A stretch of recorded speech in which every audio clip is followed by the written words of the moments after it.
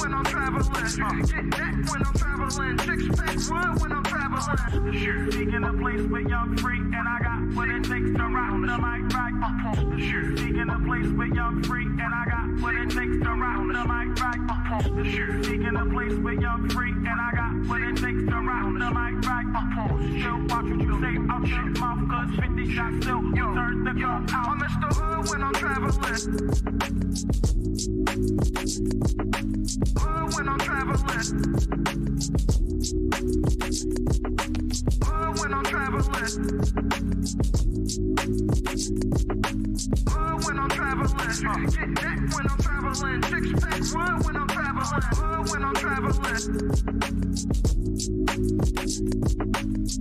When I'm traveling. When I'm traveling. When I'm traveling, get that when I'm traveling. Six pack one when I'm traveling.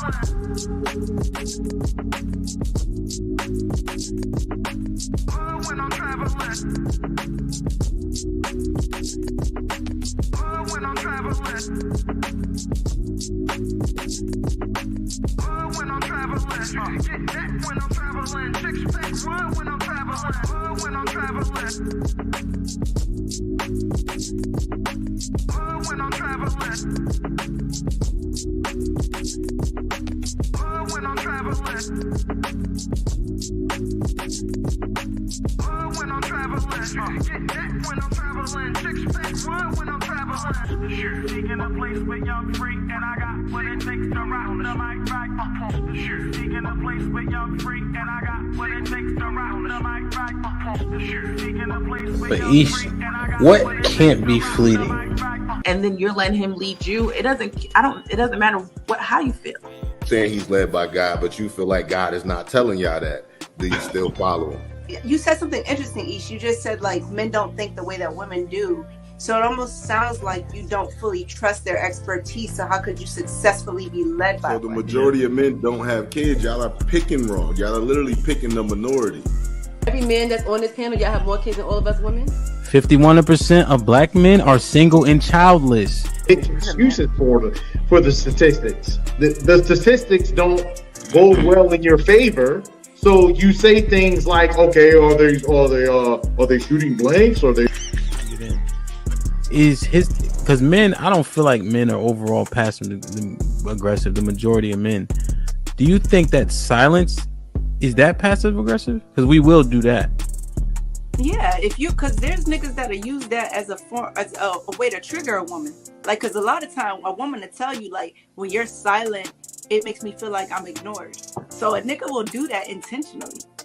Yeah, no, I'm just because I didn't agree with the passive aggressive part until Mary said that. I'm like, okay, I can see men and be like, you know what? I ain't saying nothing else. Will unsubscribing from the Democratic Party help fix Black America? Let's just unsubscribe.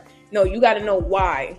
I don't think so. That's the only thing that get black people together. You know what I'm saying? Like that's Shit like that. Shit like that. Shit like Wow. that. What I think will fix is if black people truly understood politics. because for a guy, because listen, it's so many different reasons for a man to want to hang out with his friends. Adrian, I'm not gonna let that slide. I heard you. Why do you think that it's older single women who share that opinion? Sometimes that's the case. There has to be balance. Explain what White History Month is. It's honoring the achievements of the greatest ethnic group in human history. Wow. I think all of that shit deserves a put him in the bathroom. Would you rather have a whore of a daughter or a gay son? Let's see here. Bruh. Because if she's a hoe, that ain't my problem. Hell, she just be a hoe. Shit. That's a whore. Definitely. Like, Yeah, is going to college a waste of time? Absolutely. I wouldn't think for biology. It's ridiculous. And can I just piggyback on that? Read this for me, Q. Okay, $5 super chat from Omega Green. Depends. go for STEM, medical or law. However, if you go for BS degrees like communications, is that supposed to be policies? Or poli-sci, political science. Poli-sci, okay. Or criminal justice, it's wasted time. Final thought. When you take a man's time, it's like taking his money. When you take a man's money, it's like taking his time. Simply put, we want something for it. If you're not interested, don't go out. Sis, hit me up. Let's clear your coochie balance. Do women, should they still be covered by men? Do women need to understand what it takes for men to feel like they should be covered by men? Yeah, absolutely. Like, women don't value men anymore, and it's evident. For women to admit that they're not equal to their men, women have to come to that conclusion that you are not equal to your man. Are you for spanking? Let's go around the room, yes or no. Q, you for spanking? Absolutely. Age. Okay, so big kids don't get spankings? You gotta fight them niggas. There's no difference between divorced women and single mothers. The man will, in both circumstances, suffer comparably with no benefit to himself. The benefits don't outweigh the cost. But it's still better to go with someone who hasn't gone through that. It's still better to not choose them. Have men been getting over on household duties all this time? Listen, but I don't touch a trash bag to save my life. So let me ask you, could you and your wife switch roles and what you do versus what for that person hold y'all back or let y'all go? Physically, can't nobody hold me back. Ain't no such thing as a fair fight. But each direction, choose your own path. Don't just wear anything. Wear garments that mean something. We got hats. We got sweatshirts. We got jackets.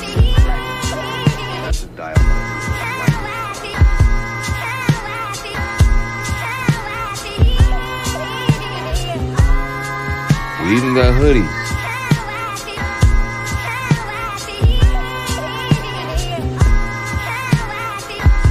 Let's not forget our classic tees. Direction, choose your own path.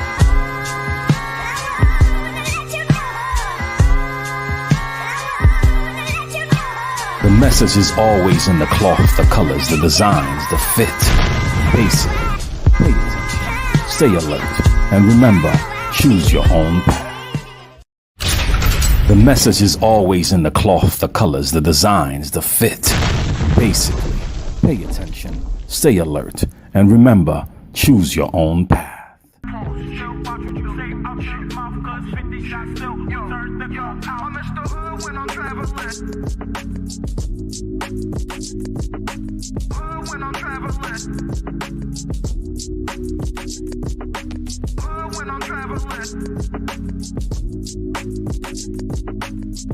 When I'm traveling, get that when I'm traveling. Six pack wood when I'm traveling.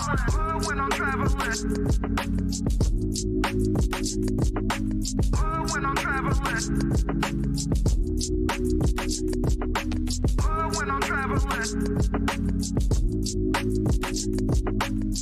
When I'm traveling, get that when I'm traveling. Six pack wood when I'm traveling. The shirt taking a place with young free, and I got what it takes to rock the mic right. The shirt taking a place with young free, and I got what it takes to rock the mic right. The shirt taking a place with young free, and I got what it takes to rock the mic right. Still watch what you say out your mouth, 'cause 50 shots still turn the gun. I'm in the hood when I'm traveling. When I'm traveling. When I'm traveling. When I'm traveling. Get that when I'm traveling. Six pack wood when I'm traveling. When I'm traveling. When I'm traveling. When I'm traveling. When I'm traveling.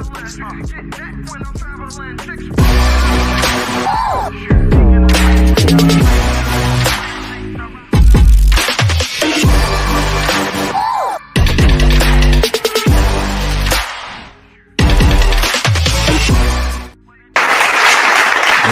Yo. What's good? What's good? What's good? We here. Building. What's popping? Double R was good. Jonathan was good. Tatum was popping. No Country for Old Simps. Yo, that movie, the illest shit about that movie is there's no score. Oddly enough, I don't know if I figured people noticed there's no music in there, but if you didn't notice that, watch that movie again. No Country for Old Men. There's no score in it. You feel me? Damn, man. So I was chilling. I got a phone call based on, I guess, a conversation that happened yesterday. And they told me that people need a little bit of enlightenment, or we need to have a discussion about what's important. What do we do? Why do we do the things we do? Why do we celebrate the things we celebrate? The consensus from the call I got, was like people need more information. So I got a little bit of information. I could share it. I'll drop the link. See what y'all think. Family first. Let's talk about that.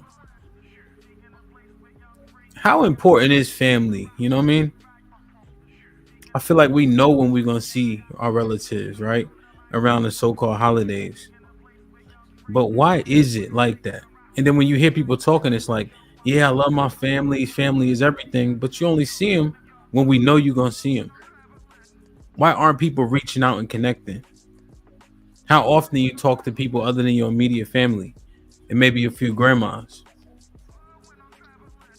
You know what I'm saying? People be calling, ask how people doing, but how else to find out unless you go see for yourself? I just would wonder, how important is it to people actually? Or are we taught to say it's important? Because it got to be actions. You know, I think people take care of their kids, etc., etc. But you know, it's something that I wanted to have a conversation about, because I'm trying to see how important things are. If you notice, we've been walking down the path of like, yo, is this cap? Is this clout? Is this how people really living? Is this how they really feeling? Or we just going through the motions? You know? So again, why are we only seeing each other when we know? Now, it could be that's when people got days off.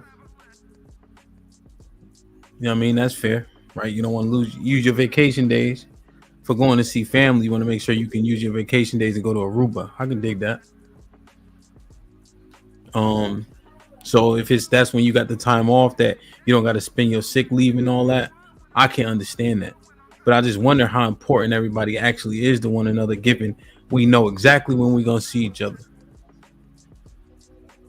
Black America was popping. I got one brother. It's a possibility I might never see him again. Like, I might never see him again because he ain't getting out the state. You know what I'm saying? He ain't getting out the state. And we all the way in Texas now. Am I gonna make it back to the East Coast with all these kids? And I know he ain't going nowhere. So I wonder, you know what I'm saying? First off, let me shout this out real quick. Shout out to Direction CYOP. I just got my hoodie in the mail, restricted garments. You know what I'm saying? So hit the link. I pinned it to the chat. DirectionCYOP.com. My man Bub, you know, he'll be on the podcast. How you show real love is paying full price. Bub don't got no Black Friday prices. Why would he? Gucci don't got no Black Friday prices. So please support, man. You know what I'm saying? 100% cotton. It's thin. I feel like you could wear this fall. You could definitely fit it under your pea coat or your jacket, and definitely in the spring. You know what I'm saying? And then once, you know, shit get old, it is what it is. This might be a good workout hoodie too. You know? But nah, man, I don't know. I just hear it all the time. And I'm just starting to wonder, how much rhetoric is it out there actually about what's important to people? But, you know, I'm going to drop the link in a second. We can further that path. The main thing I wanted to get to was these holidays. I need for the Christians to come to the front of the congregation, man. I'm trying to see what's up with y'all. Like Easter Sunday, Christmas. Like what Bible is it that the Christians are reading and they're saying these things are okay? I just want to understand what Bible are they reading, and then they look back and say, yes, I have Easter Sunday, I have Christmas, and whatever other celebrations they want to include that don't include the Most High for all intents and purposes.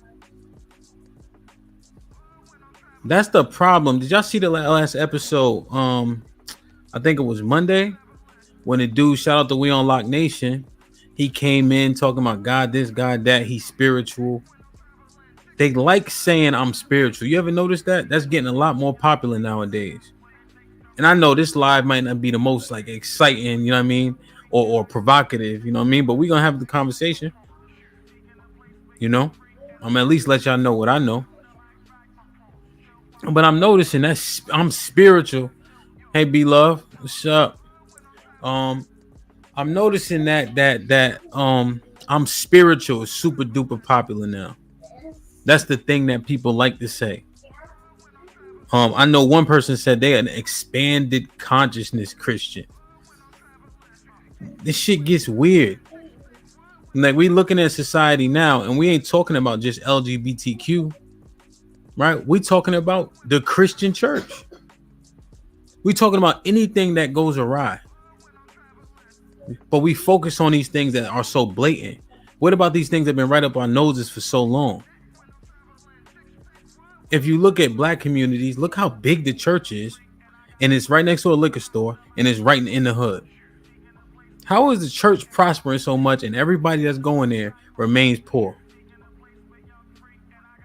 What's up with the propaganda that we don't call out that maybe we should have a conversation about? But that's a whole nother line, right?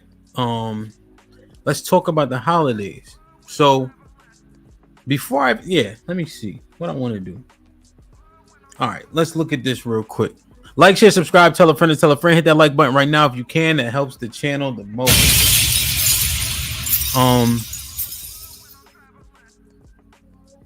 Damn. Hold on. and yo, and that's the thing. I'm just reading some of the comments. Yeah, we say the new age stuff, and I get that I'm a spiritual stuff, but we gotta hold all the Christians accountable now. Because the pagan holidays, and they just come from Rome or Greece, you know, they different gods, are still being touted and celebrated by old school Christians. My nana been having a Christmas tree up since I can remember. But I got a question. If the book that everything is predicated on says verbatim, do not put a tree in your house that's adorned with gold, would you do it? If it said that in the book that you predicate everything you believe on, and it says verbatim, don't put a tree in your house, adorn it with gold and silver, don't do that because that's idolatry, would you do it? Because that's the part. Yeah, I hit the spiritual shit with the new age Christians. But what about the old schoolers though? What's their excuse? Let me show y'all this. So right now we're getting on Christmas. All right. Let's have a conversation. I'm reading it. You know what I'm saying? Hit the like button, super chat if it's on your heart. That's what they say in church, right? It seemed like that shit been working for a minute. So if it's on your heart to send a super chat, do so. Wow. Yeah. So let me show y'all this real quick. Which one I want? All right. So, shalom. So, this is Jeremiah 10, right? Let's get into it, right? I'm not gonna be all preachy and all that bullshit. Let's just read what the Bible says, right? All right, point blank. All right, I'm not even saying change what you think, change your beliefs. I'm not saying none of that. I'm saying you take the scripture, right? This is Bible Gateway. You got access to this too. You take this scripture, right? And you go and read it for yourself after we read it together. That's my only request. And if you see something that you think might resonate or might be right or makes you ask additional questions, put it on your chalkboard, on your whiteboard, and you break it down later, right? Or you reach back out and say, yo, what about X, Y, and Z? Find something to refute it. That's how you learn. Ain't nobody sitting here. All these old motherfuckers ain't sitting here saying, oh, Hemp, you said it, it's right. People ain't doing that. Our egos don't let us. But I'm saying if you see it, go ahead and put it on your whiteboard and then you break it down. All right. So this is about the Christmas tree, right? That we tout, that we adorn, and all that, right? Let's read it and see what it says in here. Because the Christians got to come to the front of the congregation now. Holier than thou, righteous as Christians, right? But what do you have to say about this? Okay, right? So we in Jeremiah 10, right? Let me get to the spot. Here it goes, right? Literally at the top. You don't even got to go digging. Shit like that. Shit like that. Shit All right, like that. I'll start from verse 1. Hear ye word which Lord spaketh unto you, right? Or house of Israel, right? Thus saith the Lord, learn not the way of the heathen, right? So Christians say they've been grafted in and adopted, right? That's what they say. And they're a part of Israel now, spiritual Israel, right? So when they say that, they have to now take this into accountability if they're right by even saying that, right? We're not arguing that right now, right here. Okay. Thus saith the Lord, learn not the way of the heathen, and be not dismayed at the signs of heaven, for the heathen are dismayed at them, right? For the customs of the people are vain, right? For one cutteth a tree out of the forest, the work of the hands of the workmen with the axe, right? So literally cutting down a tree, taking it out. You know, they got tree farms now. You can go chop your own tree. That's like a new trend. People want to get the full experience, right? You know what I mean? Put him in the fucking bedroom. Get him out of here. Come on. They deck it with silver and gold. They fasten it with nails and with hammers that it move not. Right? They are upright as a palm tree, but speak not. They must be born because they cannot go. Be not afraid of them, for they cannot do evil, neither also is it in them to do good. Right? For as much as there is none like unto thee, O Lord, thou art great, and thy name is great in might. So this is simple. Okay. Born just means it's dead, right? It's just standing there. You have to fasten it. But what is it though? Right? It's an idol for all intents and purposes. Right? It's an idol for all intents and purposes. Okay? But it literally says, don't do what the heathens do. Right? If you are spiritual Israel, if you're Israel, do not do what the heathens do. But somehow, some way, we've been putting Christmas trees up, and this explicitly tells you don't do that specifically. It's in here. But yet we doing it left and right. I need to understand this. Old school Christians, new school Christians, spiritual. Why are we doing this? Right? See, because I'm not going to say you, right? I'm in charge of people, right? And at work, generally speaking, in my house, when it's good, right? Or excuse me, when it's usually when something is good, I say we. When it's bad, I say me, right? But we all got to be accountable for this right now. Jeremiah 10. Do we really need to read it again? So share the stream. Get your people who go to church every Sunday and ask them this question. How can they get around this? And it's explicitly talking about a tree and what not to do with it. It's an idol, right? That's the key. People focus on the 10 commandments, right? So I ain't gonna go too far. I'm not gonna go outside of that. I don't think so anyway. Look at this.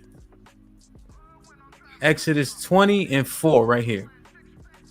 Thou shalt not make unto thee any graven images or any likeness of anything that is above in heaven or that is in earth beneath, right? Or that or that is the water under the earth, right? So this is idolatry here, right? And the verse obviously here, this is what this is talking about. Again, I know this live not gonna be super duper popping, but I just want to understand where are we getting this from? Why are we doing these things? And it explicitly says don't do it.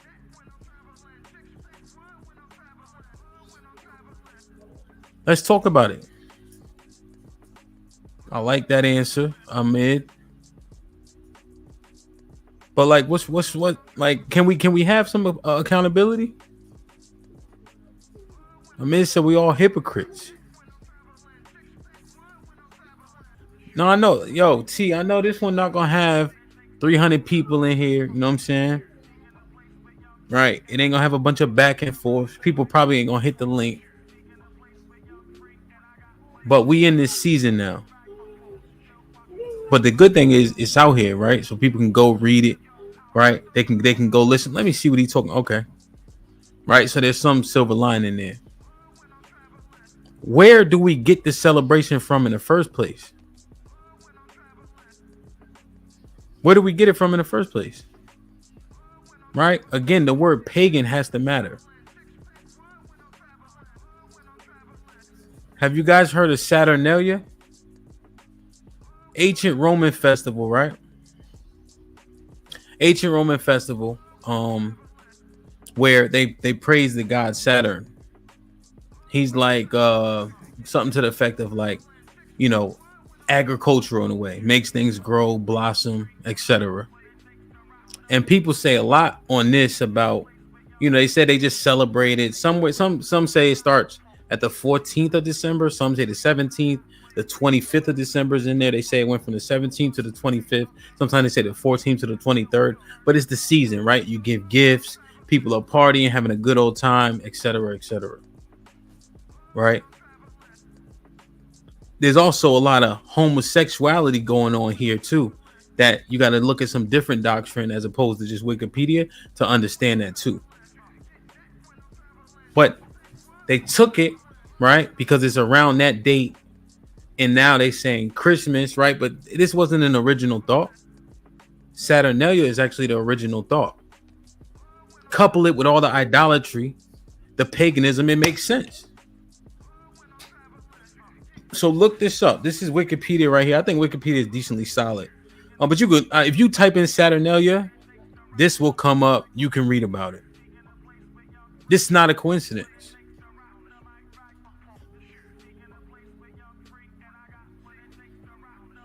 You know what I'm saying? So I'm just wondering. You know what I'm saying? I'm just wondering. Yo, Hank, what's popping? It's a money grab, Hank. Keep blessing the people. Word, bro. Word. I appreciate you. And like I said, we're not gonna have 100 people in here, Hank. We're not gonna have 200 people. You know what I'm saying? But we could do this together, though. We could learn. We could hold each other accountable. So we got Jeremiah 10 saying, don't cut a tree out of the woods. Don't put gold and rubies on it, and whatever the case is, right? Don't adorn it. Don't make sure it doesn't move. We literally do all the things it said doesn't do. So again, I need to understand, why do our old school Christians and our new school Christians literally go against what the Bible's talking about? I'm not even judging yet. I'm asking first.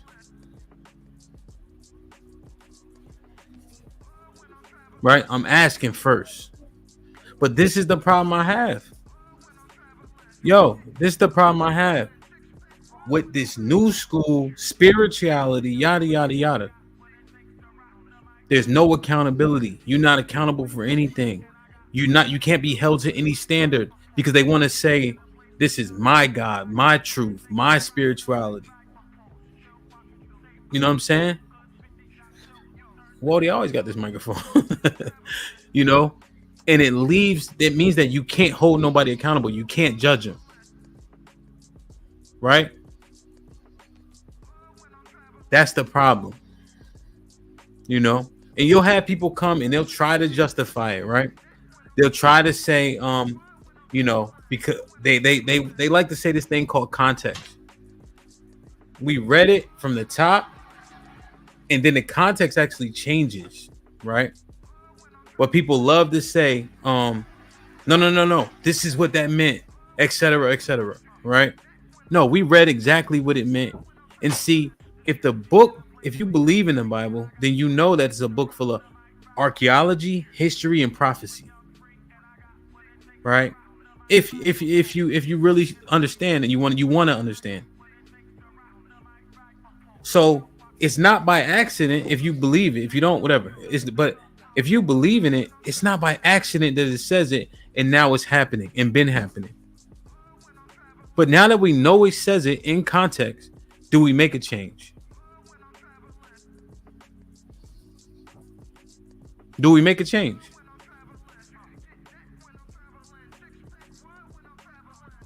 I'm just wondering, man. Or do we keep doing it because it's fun and because we're accustomed to it and because we're used to it? Right? People say it's not Saturnalia. People will say it's what's that thing? Winter solstice. Right? People will say all those things. All right, cool. Stay where you at. Right? You can't help everybody. People are willing to fight to the death for shit that doesn't matter. Right? But then when it matters, right, and you say you believe in this book, that's where you get your God from. If he explicitly says something, it's too close for comfort to be coincidental. Right? You guys ever heard of Pascal's wager? Pascal's wager basically says, I choose to believe in the Most High God, right? Because the benefits of believing in it outweigh the cost of not. So he's saying if you believe in God and God isn't real, when you die, you just die. But if you don't believe and he is real, the penalty is much more substantial. So even Pascal, I think he was Greek, you know, one of the philosophers. He's like, it makes more sense because it's safer to believe. You feel me? Shit like that. But shit even like that, when you do that, now you got to start studying though. And again, if you want to fight for Christmas all you want, you have to at least acknowledge the point that the fact that Jeremiah 10 is explicit in saying, cut down a tree, don't cut down a tree, don't decorate it, don't bring it in the house, don't stand it up, is too close for comfort, no matter how much you love it. You know what I'm saying? Like, yo, just think like that, like logical.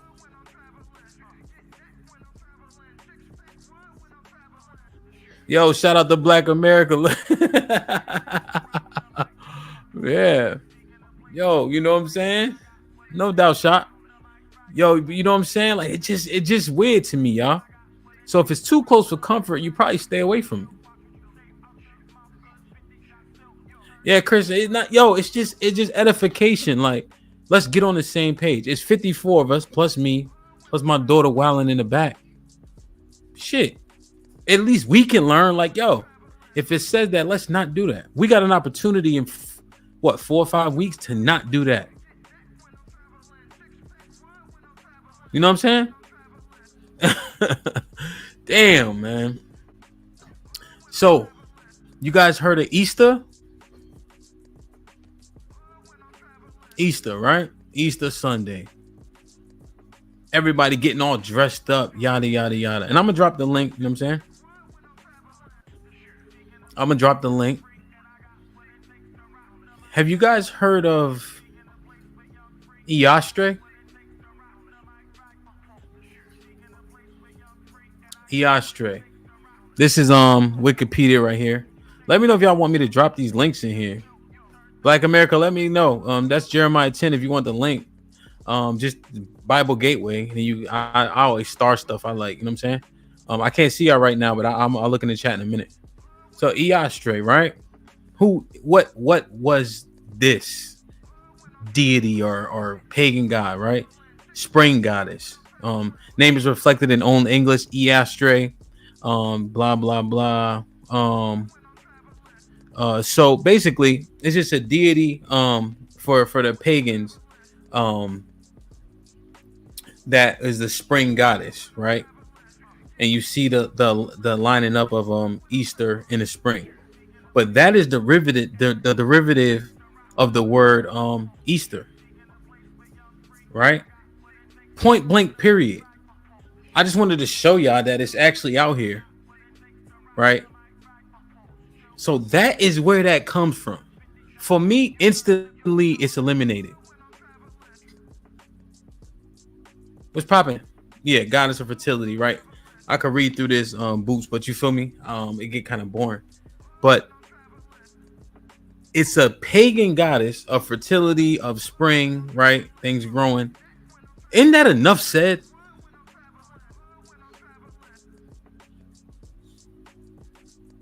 No doubt, Black America. But isn't that enough said? How much deeper do we need to go to say, yo, this shit is foul? Like how right? But let's take a look at it though. So I'm gonna go to the Bible one more time. Put her in the back. Put him in the fucking bedroom. Get him out of here. Come on. So I'm Bible one more time, right? I don't know if this is last time. This is Acts 12:4, right? So, and when he apprehended him, so this when Paul was getting arrested, he put him in prison, and delivered him to the four quaternions. Damn, put me in the bathroom. Put him in the fucking bedroom. Get him out of here. Come on. Of soldiers to keep him, intending after Easter to bring him forth to the people. Right now, he was apprehended by King Herod. Okay, right? King Herod introduced Easter into Israel, right? The reason why that's so important is because Herod is not an Israelite. He's not a Jew. Herod is what is called an Edomite, which means he comes from the man named Esau. All right, let me show you this tab. Okay, this is about Herod. Herod, born 72 BCE in Idumea, right? That means Edom. Okay, south of Judea. He was the second son of Antipater the Idumean, a high-ranking official under damn, I'm terrible with these names, right? Cypros is telling all the names.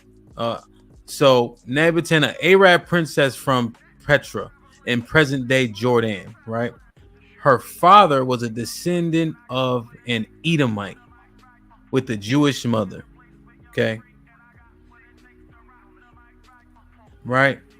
His descendancy is what's key. His ancestors converted to Judaism. He was raised as a Jew, but as more like a religion. But you got to remember, you are born an Israelite. It's a nation in the Bible.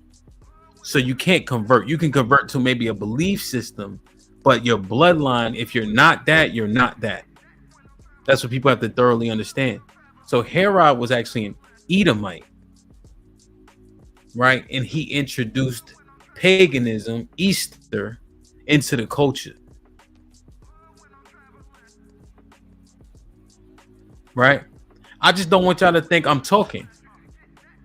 But think about that. Esau, Edomites. Jacob, his name changed to Israel, Israelites, right? They had beef from the jump.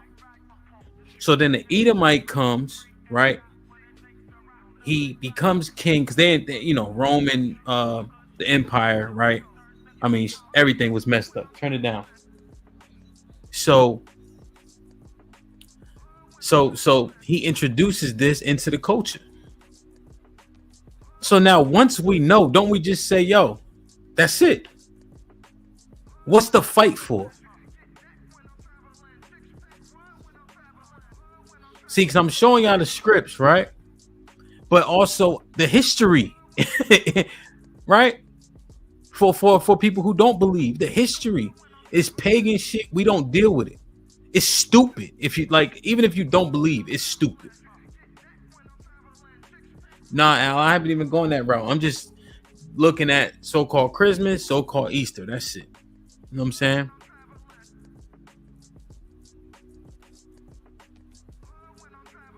Yeah. You know, and like I said, like a Black America's comment is perfect. Right? Because that's what I was saying, right? We can say it's not about Christmas trees, right? Okay. But is it so close to idolatry, worshiping a tree, cutting out the forest, decorating it, making it stand up in your home? It's saying don't do that specifically. You can say you don't think it's about Christmas trees, but it's so coincidental that that's something to consider, right? You can make it in your head and say, nah, that's not what they're talking about. But it's so close. It's something for you to very, very intently consider for yourself. Because now here's what happens. A brother like Black America is going to put the tree up, and then that verse going to pop back in his head. And he's a thoughtful brother, you feel me? So he going to be like, damn. And that's all you need. You need that damn moment. So if you get a damn moment, maybe just don't do it, right? For like I said with the Pascal's wager. Pascal said it's safer to believe than not to believe. So Black America, and to everybody who wants to put the Christmas tree up, because we'll make it in our mind to want to do something, right? So if it's so close and you have a doubt, then don't. You feel me? Like it's just that simple. Because you don't know if the Most High thinks that's paganism. Right? So you say we don't think, but we don't know. Right? So if you don't know, you probably want to err on the side of caution. It don't even got to be that deep. Because are you taking a 50-50 shot? Right? You might be right, but you might be wrong. But if you're wrong, what is the penalty? That's how you think of shit. Everybody's trying to break down scriptures. Just read it. You see there's a discrepancy. Stay away from said discrepancy. Because if you're wrong, you fucked. The math got a math. Because are you taking a 50-50 anything if it's life and death? Think about that for a second. Are you taking 50-50 chance if it's life or death? You might take a 50-50 chance it's $100. But if you believe in all this stuff and you know that the wages of sin is death, Nick, what's popping? If you know that, then you read that verse and it's a 50-50 shot, you can be wrong. What decision do you make?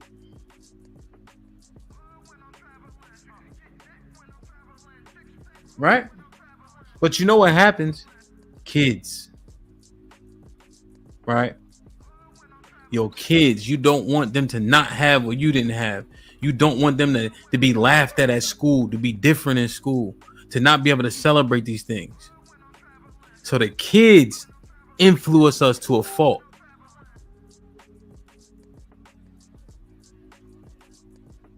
Right? So I'm just saying, I ain't saying change it right now. I'm just saying think through it.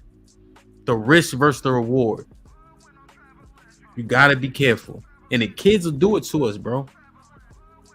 They will. You know, shout out John in the chat. He's saying mixed fabric. Yeah, I can go through all the laws in the Bible, right? But let's not do, well, you can do whatever you want. But let's not do that to try to deflect from what it is that we're talking about. Right? Let's not do that. Let's focus on idolatry, and let's break down that sin for now. Because John, let me ask you a question. How many commandments, and if you break those commandments, are sins? How many are there in the Bible without Google or anything of that nature?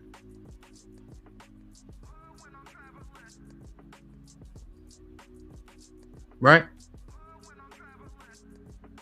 And so if we want to start going through, we need to go through, don't get me wrong. But right now we're just talking about this. Yeah. So, and remember, the Bible isn't interpreted, okay? It's discerned by the right people. You know how people like, you got to go read it for yourself? I'm telling you that, right? But I'm giving it to you, pause, in the right way, pause. I promise you, my discernment is right on these. Just trust me. So now go read it and try to first understand how I got there and then try to prove me wrong after. You know what I'm saying? I think that's the best way people learn. That's why I hated proofs in calculus. You know what I mean? You had to figure it out. But yeah, so John, there's 613 laws in the Bible.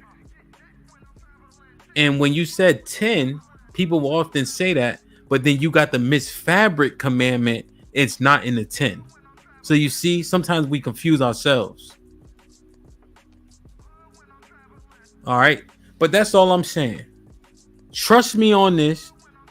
Understand why I'm right and then prove me wrong. That's all. Because even though we haven't met each other, I feel like we got some connection, especially like Black America always come up. Like I don't even ask him to cam up half the time because I know he doing shit. But then I'll make people all around him cam up. You know what I'm saying? Shit like that. Shit like that. Shit So like that, yeah, shit man. Like that, shit like that. Damn. And that Easter shit, I mean, point blank. You see it, that ain't right. You know that came from somewhere else. Do we just discard it and be done with it? Know what I mean? Like, share, subscribe, tell a friend. Hit that like button right now if you can. That helps the channel the most. Yo, shout out to Restricted. What's up last of it? Restricted Garments. DirectionCYOP.com is pinned to the top of the chat. There is no Black Friday sale. If you want to show real love, pay full price. Gucci don't got no sales. Louis don't got no sales. Nah, they don't need to. Neither does DirectionCYOP.com. You know what I'm saying? Damn, man.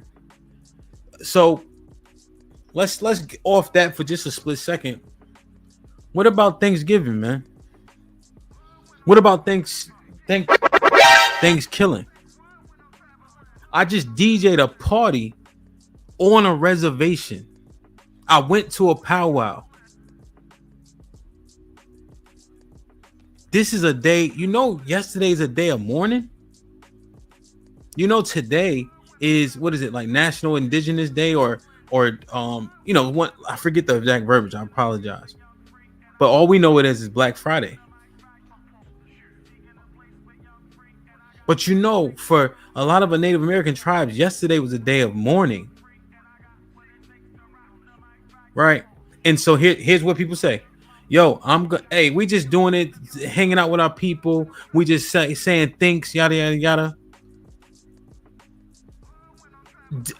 Do you think that you should be able to separate the so-called holiday from the atrocity? Think about that for a second. Just wait and just think about it for a second.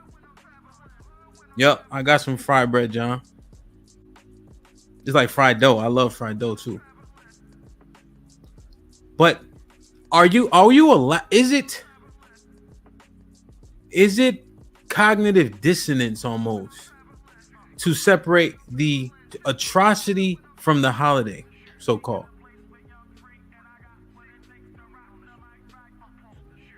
Like, doesn't that do something?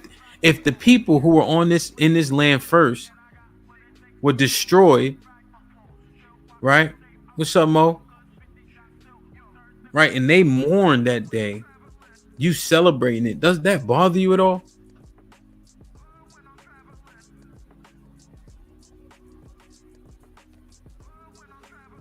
Look at this.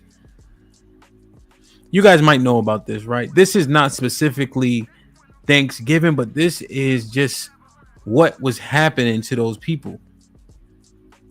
Give me 1 second. Let me share my screen. The Trail of Tears. Anybody heard of the Trail of Tears? Again, I know this live wasn't gonna pop all crazy. I understand that.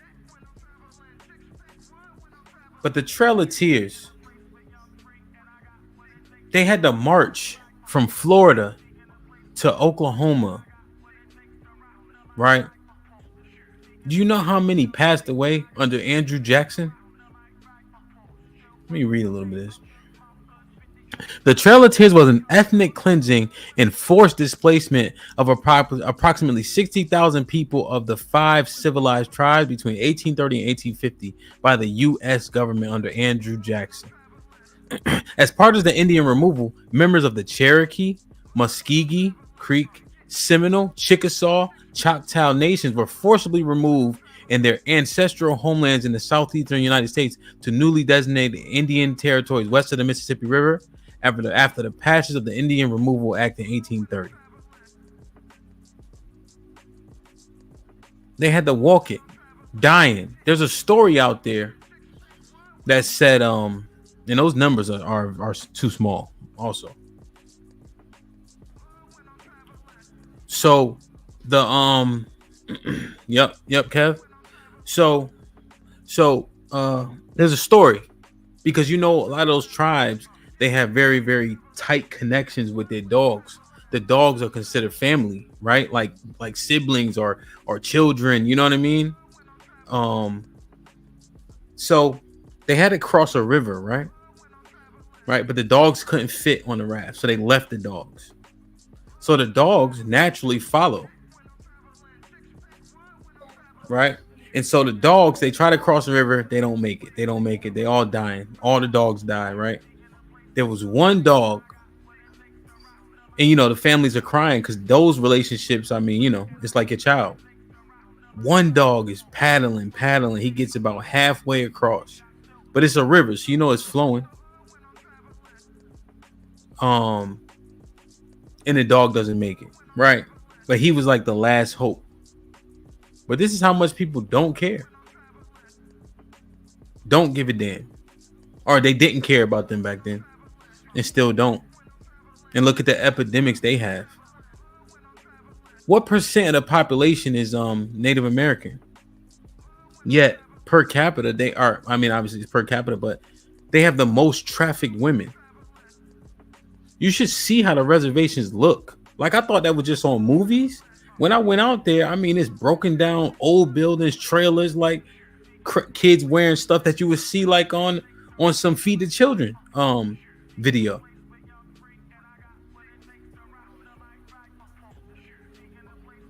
But just the 2%, maybe, John, right? But yeah, KFC, I just read those out too. So I'm just wondering, and I'm looking at the chat, right? And this is what people do. I understand it. Opinion, reality, right? Even though it's not a super chat, you can pick a random day in American history and have a reason why people shouldn't do anything that day. All right, cool. Like, is he wrong? Is that person wrong? I'm not sure. Whatever, right? But the point is, we know, we know what these things actually represent. Right. And since we know, and this is a day that's celebrated, let's focus on that. Right. So now that we know what happened to these people, right? Let me show y'all this. And y'all don't care, right? These ain't your people, so it don't much matter, right? But this is just and I'll if you want the link, I'll send it to you. But these are representative of those tribes. It's important to know that for many Native Americans, Thanksgiving is a day of mourning and protest, since it commemorates the arrival of settlers in North America and centuries of oppression and genocide that followed. Right? Organized by the United American Indians of New England in 1970, the fourth Thursday in November, Thanksgiving, is recognized as a national day of mourning for Native Americans and their allies.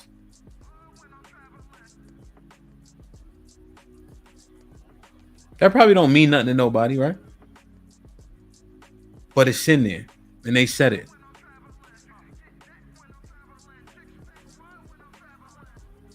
So I'm just wondering, man, like, can you separate the day from the atrocities? If you can, should you? Right? I'm sure people don't give a shit, right? But like, we gotta really start looking at this stuff. What's that? It's like a phrase that says like oppression anywhere is oppression everywhere, something like that. I can't remember. But I'm just wondering, man, like not even on the biblical tip, just straight like, yo, look what happened to these people. But we just rocking out. Right? We try to act like our families are so important, but we don't see them no other time of the year but for these extended periods where we don't got to spend no vacation days. Right? Parents live halfway across the country. My niche is moving elderly people into different communities and stuff, right? The kids always coming from somewhere else just to try to coordinate it. They want to try to take over just to put them in a home. Right? They not in touch. One lady, senile, right? Going to memory care. She don't know which way's up. Daughter flying in, trying to monitor the money. The mom come to now like, man, my daughter never comes to see me, so on and so forth. When we get into these people's houses and we moving them back and forth, they love talking to us and my team, right? Because they don't have any visitors. Their kids don't live around them. But we always talking family this, family that. What? Until they get too old, until you can't take care of them, until they become a headache or a burden. Oh, family's so important, but I only see them on so-called Thanksgiving and so-called Christmas. And any other days, I don't have to spend my vacation days because my job gave me the days where I can go see my family. Think about that. My sister did the most righteous shit in the world. She was thriving in North Carolina, doing her thing. She went back home because my parents are getting older. They're not even that old yet. They're like 63, 64, right? I mean, they getting there. But she went back up there because she knows the maturation process of life. You know, you hear once a man, twice a child, right? How many kids is doing that? How many people is doing that? What's up, world class? You moving from a city like a Charlotte or a DC or a Houston. You know what I'm saying? Atlanta. Going back home where it ain't that. Just because you know the vibes, you know the maturation process of life. That's real shit. Shit like that, shit like that, shit like that, shit like that. How many people doing that? Family this, family that. We be doing a lot of talking, man. And I'm saying we, myself included, we do a lot of talking, a lot of preaching. We know so much. We love so much. We love hard, this, that, and the third. How selfish are we actually? I gotta say it again. Fatty had a breakdown, right? About alpha males, right? And I took a good look at it. I said, yo, damn, that's me, right? And most time people be like this. But not in the way you think, though. The selfish nature, the hustle and bustle, the grind, to make sure your name lives forever, that you actually leave a legacy and make a statement. People get chewed up in that process too. I don't care about sleeping. I'm trying to get the money, all the money I can, so that everybody's taken care of, right? But my reputation matters so much too. And then in that process of grinding, things get forgotten. Yeah, the bills is paid. You know what I'm saying? All those things, check. But what about the love I'm showing? What about the energy I do or don't have from not being available, from grinding it out? Right? What about a lack of intimacy, right? What about the fact that Like, I'm not seeing things or noticing things, or you missing things because you steady grinding. See, people talk out for this, out for that, yada yada yada. Yo, Nick, real shit, Nick. But yeah, I'm so alpha, but there's a lot of cons that come with it. I'll get in a fist fight right now if somebody say the N-word to me or around me. Is that stupid? I think it's necessary. Don't make it stupid. Not stupid though. Because I got this mentality. Think about that shit for a second. What's good, love? CG was popping. Vince, what up? Think about that for a second. You dominating all the time, but then when does it stop though? I'm good on the internet. In real life, you know, if I'm having a back and forth or a discussion, that's one thing. If people want to argue, I'm not good at it. Because I much rather just get to it. And I think most men are like that too. At a point, it's going to go over the edge. But again, in my daily life, I don't have that issue. You know what I'm saying? You know? But the need to be right, how strong is it with your wife? Think about it when you got this alpha mentality. How much do we hear? Men probably only hear about 30%. What up, triple black? Men probably only hear about 30% of what they women say. Now, what if you got this ego-driven mentality, right? Where ain't nothing gonna stop you. And now her words are more like noise. How much do I, and I'm using myself, right? It's better that way.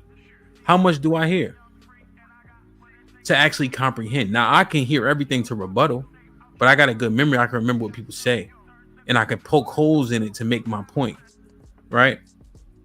But am I listening to really understand? Men provide remedies, but if you're only remedy based, right? How does she feel in that process? Right? Yo. Let's keep it a buck. I don't know, man. It's just ill, man. Like I said, shout out to my brother Black America. Like he said, he don't think it's a tree. It look like a tree to me. But just go ahead. Dig deeper. Easter, Eostre, enough said. Trailer cheers, right? Atrocities for what happened to the Native Americans. We got Thanksgiving.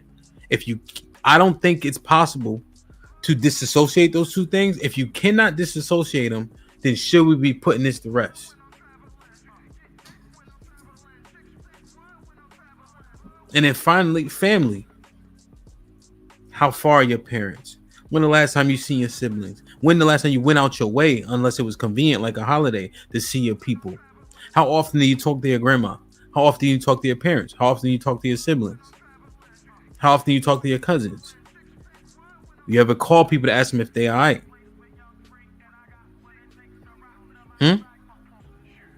Are you giving people their flowers? I'm just wondering, man. You're an A-type alpha personality. How much of a dick are you? When you look up, you don't even know what your kids' favorite colors are. Because you grinding and everybody patting you on the back. What about everything else? Just wondering, man. I'm just wondering. I don't even know if anybody want to have a convo. You know what I'm saying? We don't got to drag everything out, but I'll drop the link. Like, share, subscribe, tell a friend and tell a friend. Hit that like button right now if you can. That helps the channel the most. Sun Kissed with the $2. What's popping? Shalom to you too. I'll drop the link, but you know what I'm saying? Somebody want to come up here and try to refute. I don't even know if we on that type of time. But you want to tell the people something? You know, we all got shit to work on. You know, but then people use that as a cop out too. Like, you know, they use that verse. It's to go on the show.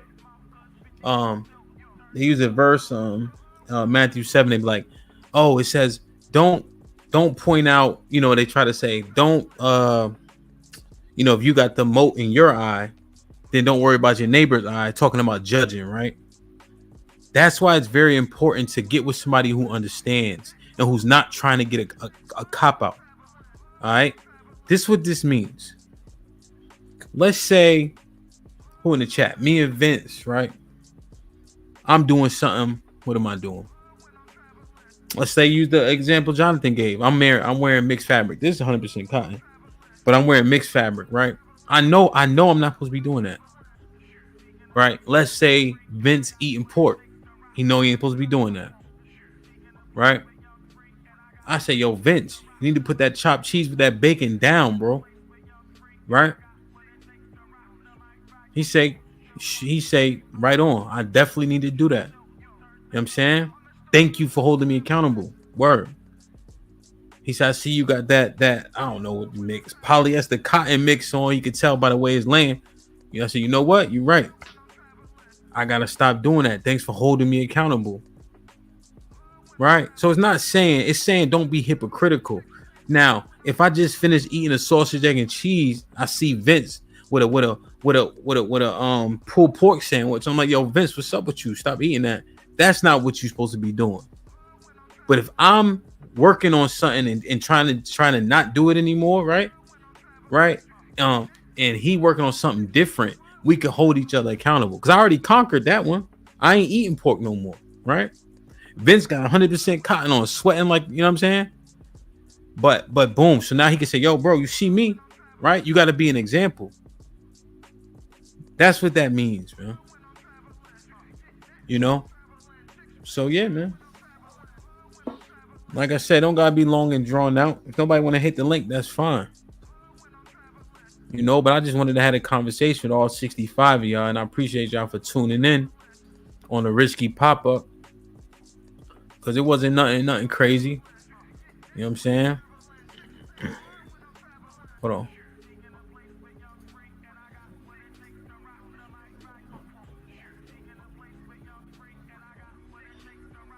Yeah, man. So, my bad. I was reading something. Yeah. But no, if nobody hit the link, that's all good. I wasn't even really expecting that. You know what I mean? I did have one person that was going to come up, but they went back, but I don't see him, though. But like I'm saying, bro, remember this. If you don't remember anything else, if you're an atheist, whatever, Pascal's wager. You want to. Okay. What's up, John? you never hit the link before. How are you? Good. How's it going? What's the word? Cold. Yeah? Oh, let me mute my TV for this to cause a problem. There we go. All right. What you got for me? So, what do you think is the most important aspect of that verse? Is it not taking a tree and killing it and bringing it out of the forest? Or is it the gathering around? Is that too close to a worship? Both. I think it's equally important because it is so what's the word I'm looking for? Obvious, right? The act of bringing that tree out is what it is, and we literally do that with the Christmas tree, right? And then the gathering around, right? In terms of the worship of something, because people love to say this, John. They love to say, "Oh no, we just do it with the family." But why is the tree the focal point, right? And why do you make sure that tree is adorned so beautifully so everybody can be in awe of it, right? Right. So it's the act, and then you just compound it, right? But it's all idolatry. That's a good ass question. I feel like it's two things that are like, hey, when it was a pagan holiday, it was about don't kill that tree. But when it's a Christian holiday, it's like, yo, don't worship anybody but Jesus. He is the only way. Yeah. Well, so like. Yeah. That's a Christian thing that is also something that we need to explore in terms of worship, because the Most High God should be worshipped. Jesus should be loved and respected, but the Christians say they're one and the same. And then you just ask them, like, show me where that is. and they may have a couple of hiccups. There's a couple verses I know they would go to, but it's just about understanding. You know what I mean? But that's a dope ass what you presented. I'm glad you presented that. So thank you. The gathering and the cutting, don't do any of that shit, right? Right. Because it's too close for comfort. Because if God doesn't like it, you in trouble. You know what I'm saying? Right. And that's all I'm telling people. Like, yo, if it's too close for comfort, stay away from it. You know, it doesn't have to be super duper preachy. Let's just be logical. Right. You know, because now that you're talking about this, I'm wondering about other aspects of like Easter now. You know, like, hey, what's up with the hiding the eggs thing? You know, like it's. So I could have went into the Easter Bunny, but I just kind of kept it right on Eostre because I feel like if people are calling themselves Christians and they're doing it for the resurrection of Jesus, and you immediately know that name is associated with a pagan deity, you just stop doing it. You know what I'm saying? Like, it should be that simple for people, but we've been celebrating these things so long, we try to justify our actions. You know what I mean? Yes. Well, if you think about it, it's crazy. Even churches will actually sit and celebrate it in their congregation and stuff now, which is wild if you really look at it. Because, because I mean, it's really heresy as far as the Bible's concerned. Yeah. Right. And so, hold on. And we went through it. I just went through. And John, you were here the whole time. So, you know, like King Herod, how he's not an Israelite. And so he introduced it. Those things right there make you be like, oh, shoot. Well, that makes sense why it's going off. You know what I mean? Going off by when I say that, I mean going astray. Right. Well, then if you look at the history of it, if you look at the history as far as European nations go, when when the Romans adopted Catholicism and decided that they wanted to go away from being a pagan nation, because prior to that they were a pagan nation. They said they actually worship pagan gods. In order for them to get the pagan heathens, as they called them, to actually convert to the Roman Catholic Church that they wanted everybody to be a part of, that's a lot of the reason why they allowed like Christmas to be in there, Easter to be in there, the celebration of Halloween to still be a part of the actual church itself as well.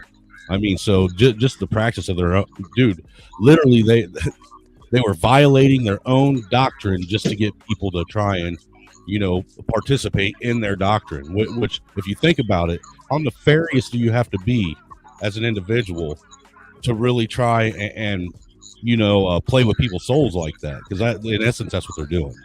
Yeah, I mean, there's so much that goes into it, and that's the thing. Angry Snowman, I kept it. I wouldn't say surface level, but I kept it very logical. Like, I don't even care what they were doing. The fact that we know Easter is another god from a pagan place, you just separate yourself from it. Like, it don't have to be rocket science like we make it out seem. Triple Black, what's popping?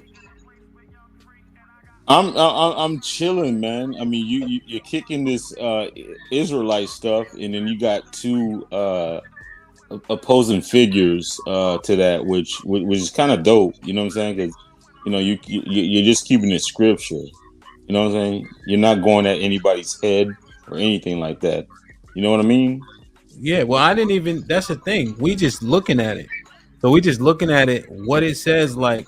What it says, and so when it says that, what do you do after you know it says that? Mm-hmm. Regardless of if I'm just saying Christian, I'm just saying if you believe in the Bible is the part. I'm not even separating people out. You know what I'm saying? I'm just saying if the Bible is where you get your foundation from, and it says this, and it says this goes against God, do you still do it? And the answer should be no.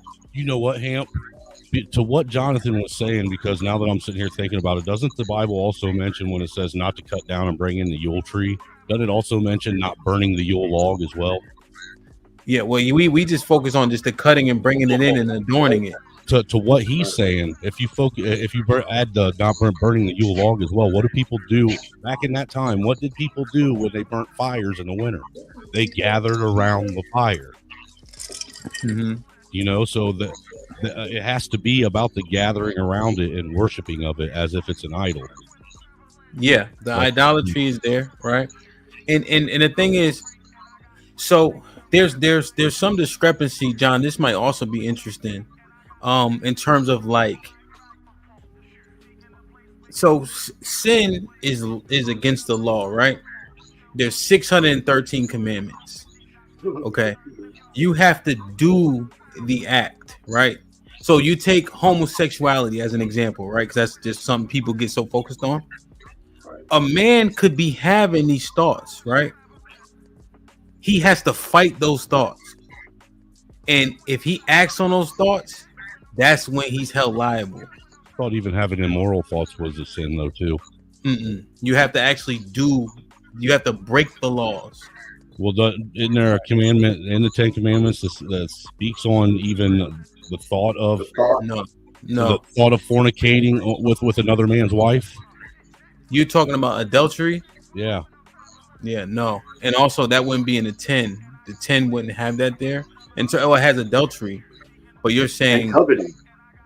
Coveting, well, yeah, coveting is just the pure thought of it. That's where you get so, but in terms of the like so let's go to it. I'm trying to get too preachy, but we can do it real quick. Because that's why I stopped like saying really you do need to go to a certain place. No, because I go down a bunch of different lanes, you know, because I wanted more people to understand than less, you know. That's why I didn't dive too deep into it. Just very like matter of factly, you know. I mean, because honestly, I'm just catching it from just jumping on like 10 minutes ago. But my knowledge of what you're talking about is surface level. I mean, I could even stand to, you know, have you delve a little deeper into it because I'm so far. Look, dude, I just started getting back into, you know, reading the Bible again and trying to walk with the Lord again. You know what I'm saying? From not doing it for almost 20 years. Yeah. Let me ask Ham a question real quick. Yeah. You know, with the advent of social media, you know, I'm not going to even lie. One of my favorite things was to go on YouTube and watch Israelites just cook people on the streets and shit like that.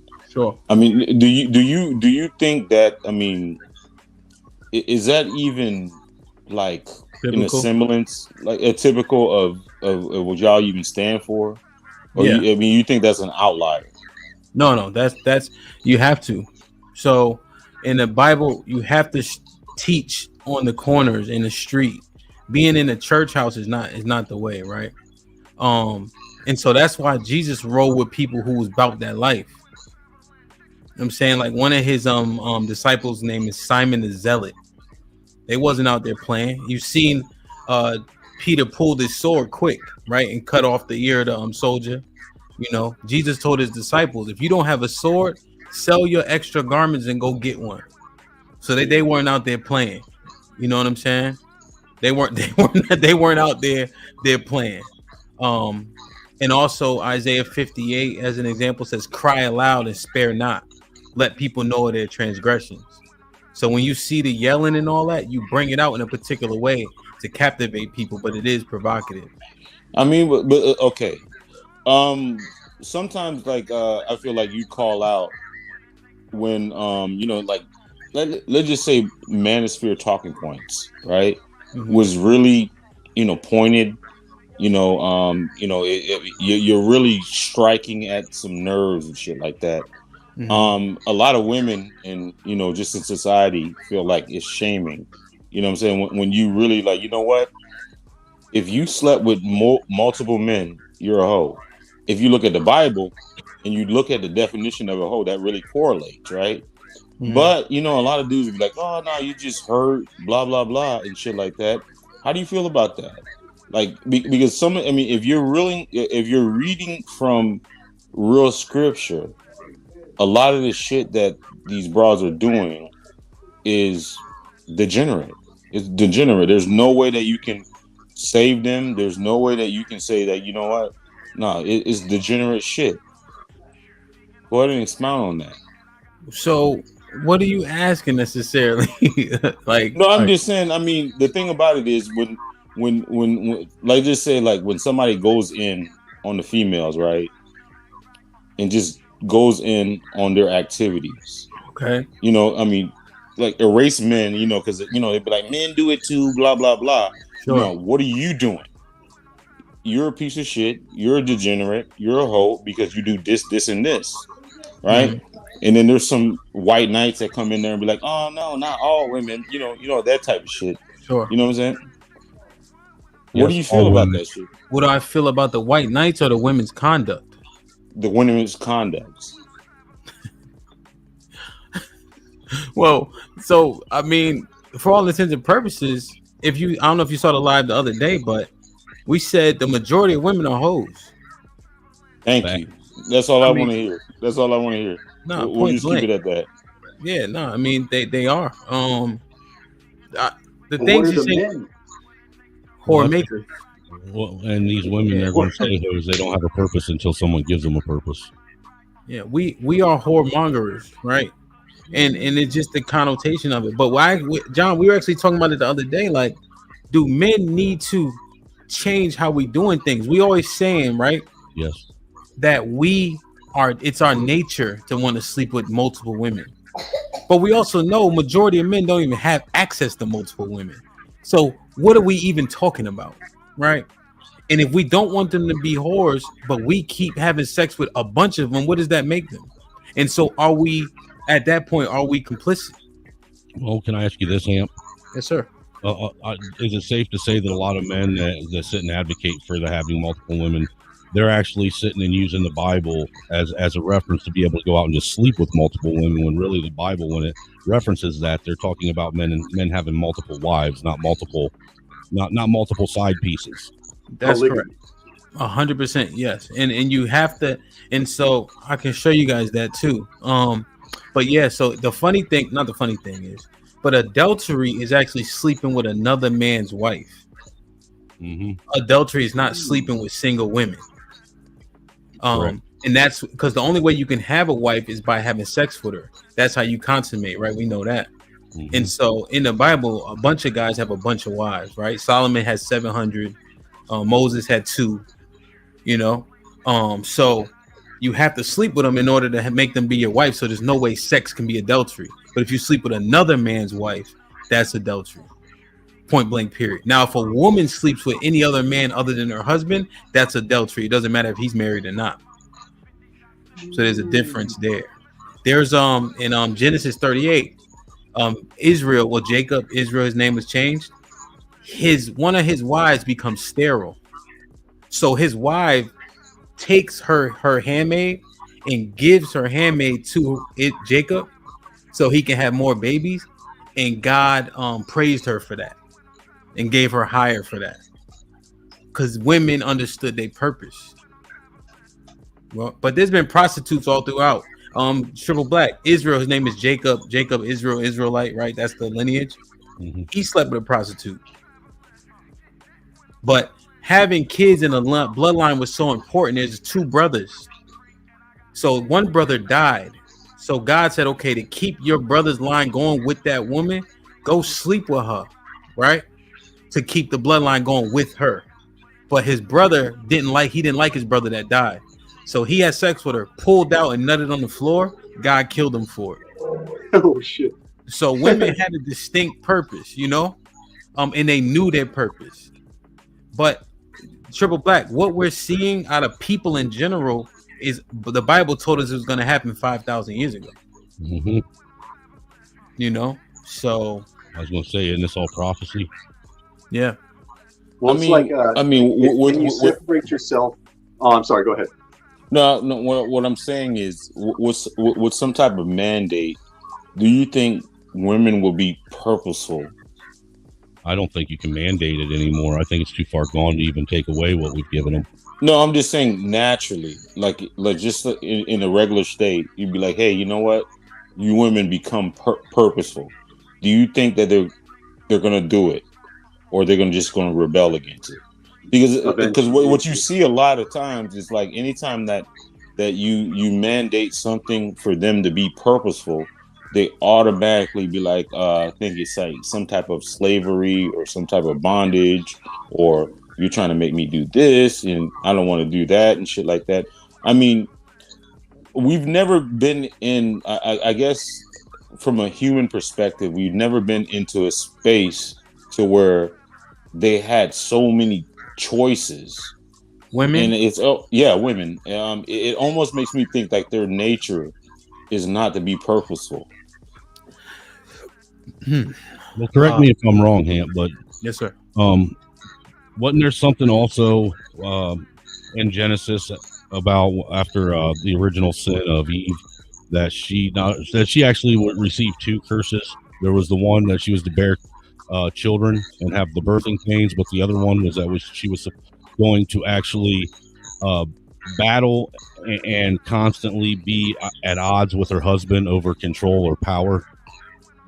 Let's read it. Unto the woman, this is Genesis 3:16. Unto the woman he said, I will greatly multiply thy sorrow and conception. In sorrow thou shalt bring forth children, and thy desire shall be to thy husband, and he shall rule over thee. So angry snowman is actually kind of opposite. Like your husband is your lord. Right. I get that, but I thought that there was going to be like I thought they made mention of something like she was going to constantly be at opposition of that eventually.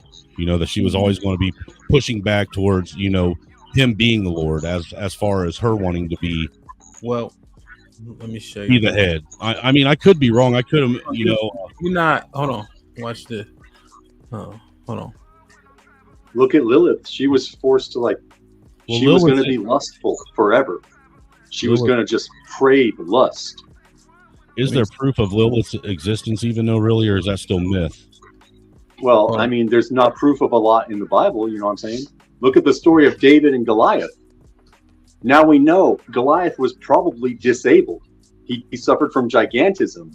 And then David comes walking up with a sling, which at the day was the pinnacle of military force, and he slings him in the head without even, propositioning him to a fight. And when he gets stunned, he runs up and cuts his head off.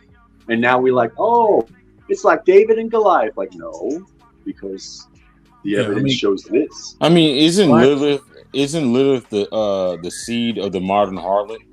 Doesn't she kind of resemble the? Yeah, isn't she was the first wife of Adam? Adam had a first wife, but she was freaky, right? And he was like, "No, you too freaky." But was she a harlot? Yeah, what he's saying is once she was cast down. If you're looking at what the modern woman is today, that would be the spirit of Lilith inside of him, because she defied Adam and because she felt that she was equal and should be considered equal to him because she was made from the very same, thing as him, as the legend goes. Whereas that's why God pulled Eve from Adam. Hold on, because y'all getting into conspiracy. Right. That's why I said I don't even know if that's even Lilith. So, Lilith isn't a thing. I've heard it before. I'm not trying to dismiss what you're saying, John. Right. But just for the sake of the convo. Now, if we want to go conspiracy, we'll do another stream. All right. But no. So just to answer Triple Black's question, or maybe no, my bad, Snowman, you. But Triple Black, this might be clarification. This is Isaiah 3:12. I don't know how well you guys can see it, but it says, "As for my people, children are their oppressors, and women rule over them. O my people, they which lead thee cause thee to error and destroy the way of thy paths." So translate that to crayons and coloring books. Yeah, right. I mean, basically, it's straight up Angry Snowman. Like our children. I mean, did you see the state of emergency in DC as an example? Yeah, I heard about that. So in DC, if you guys didn't know, there's a mandate for kids to be inside because of wilding right now. Yeah. Kids are wilding right now everywhere. Yeah, because of the carjacks and things of that nature. Just to break down that first part of that verse. And then the second one, just as simple as women rule over them. And so this is Israel. And so Triple Black, if we use just one community, the black community, it's a matriarchy. And then it calls thee to error and go astray. So it's pretty clean. And I'm not saying we can't use that for all women, but just giving another tangible example. You know what I'm saying? So yeah, it's in there, point blank. And children do be oppressing their fathers too, for sure. Hell yeah. So do you think with what's up, Hank? Go ahead, Chuck. Go ahead, English man. No, I was just going to say, do you think with that, with what you Triple was bringing up and we were talking about, that might have something to do with the still adamant need to worship this fake pagan holiday we call Christmas now, because if you think about it, it's mostly women that push that holiday and the worship of it. Well, they consume. I mean, they're the biggest consumers, right? So that makes sense. But you saying what's your question though, or what's your comment? Sorry. I mean, I guess could it be that maybe us work? I don't know, man. I don't know what my question was. I guess I was just seeing correlation. You know what I'm saying? Yeah. It's like still you're reading real life and what's going on and everything. Yo, everything's so real. You be so. I mean, it is crazy.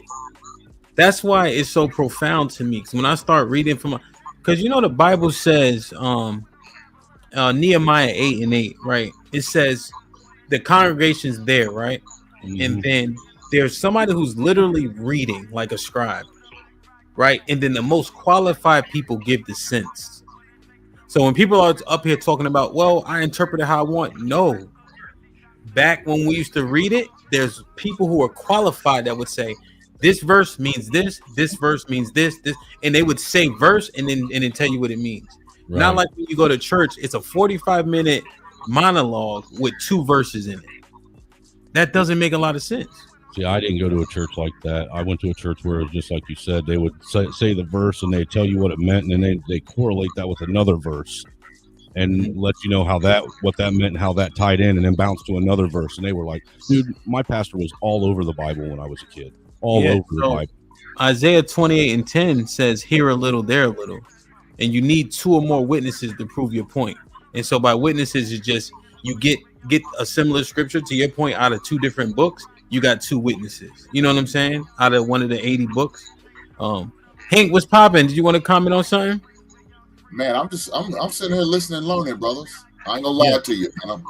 I'm sitting here listening, learning, baby. What's good, Hank? Happy Thanksgiving to you, sir. Well, I can't read the Bible, so like the closest I get to is talking to people who know the Bible. You know what I'm saying? Really? Okay. Yeah. So one thing, so Hank, you were here from the beginning, so yeah, we just digging into that, like. And like, let's say I never say disregard the Bible, but when stuff don't make sense, let's just make the decision that makes sense. Triple Black, were you here when I was talking about Pascal's wager? Angry Snowman, were you here? No, I wasn't. I wasn't. But just real quick, I'll reiterate. Pascal wager, he was a Greek philosopher, right? And it just simply says it's safer to believe in God than not to believe in God. Right. Because if you believe and he's not real, okay, cool, right? You just die, whatever. But if you don't believe and he is real, you federally fucked. I use that argument all the time then. You know, what you just said, I didn't know that's what it was called. Because I've used that argument with people. I mean, what do you really have to lose? Yeah. Now it's much more than just believing. And that's where the Christians and I start to depart ways. All right. Faith without works has no glory in heaven. Yeah, right. Exactly. And so there's 613 commandments, and you just got to keep all of them. Because there are a lot of New Age Christians, specifically Americanized Christians, that believe that you can just get saved and, you know, take Jesus as your personal savior, and you know, that's all it takes now. Now you have the keys to the kingdom, and that's not how it works. That's not how it works at all. They think that they can live their life however they want and say the sinner's prayer on their deathbed, and now their soul's saved, and that's not how that works. You know what's Bang crazy? On Monday, go to church on Sunday. You know what's crazy? Look at this, right? So this is Jesus talking. You see it's in red, right? Mm-hmm. But he that shall endure until the end, the same shall be saved. So not only is he not agreeing with them in terms of saying, oh, as long as you ask Jesus to forgive you, no. He's saying you got to put that work in until the end, because that's when the judgment comes. Well, didn't he? Yeah, right. I mean, he really put the work in all the way until the day they put that spear through his side. Right. And if you keep doing what you ask forgiveness for, it's not good. You know what I'm saying? Well, yeah. So that's the crazy part, John. John, you can't. John, why did you say you can't read the Bible? I'm curious about that. Because reading eyes gets on fire. It's like it's a taxing process, and I don't like. I've learned how to read a lot better than I could, but like, reading comprehension is not reading, and my reading comprehension is also just like, crap. I see what you're saying. Okay. Well, you know, it takes me a month to read a magazine. You know what I'm saying? I used to be that way too, Jonathan, and the more you do it, the better you get at it. I promise, man. Right. Chat helps a lot. Y'all help me. Look at this, right? So Hebrews 10:26, to your point, John. For if we sin willfully after we have received the knowledge of the truth, there remaineth no more sacrifice for sins. So you're 100% correct. You can't just do the same sin over and over and keep getting forgiveness. And when they said Jesus became to give us grace, right? What is grace for anything else? If you got a grace period, right, John, and you got to pay your phone bill, you call T-Mobile and say, hey, I need 10 days. What happens at the end of that 10 days? I better have that money. And so people act like this grace is just like innumerable. No, you still got to pay the bill. You know what I'm saying? So it just people want to misconstrue grace when it's convenient. You know what I'm saying? Yeah. And nobody said it was easy, but I mean, same thing with women. When she's too easy, we don't want her. That's a fact, bro. That is a fact. You know, but isn't that what our dads taught us? Most of us. Yeah. Prostitution is the oldest profession. It's been around the longest, and it's been immoral since its inception. Yes. Yeah. 100%. I mean, you know what, Hamp? I literally just got done before I came over here listening to a debate between some girl who's an OnlyFans prostitute debating the morality of it of secular humanism over Christianity. Why? It was, dude. You know what? I'll email you the link to it because it is a hell of it's a hell of a debate, man. It was wild.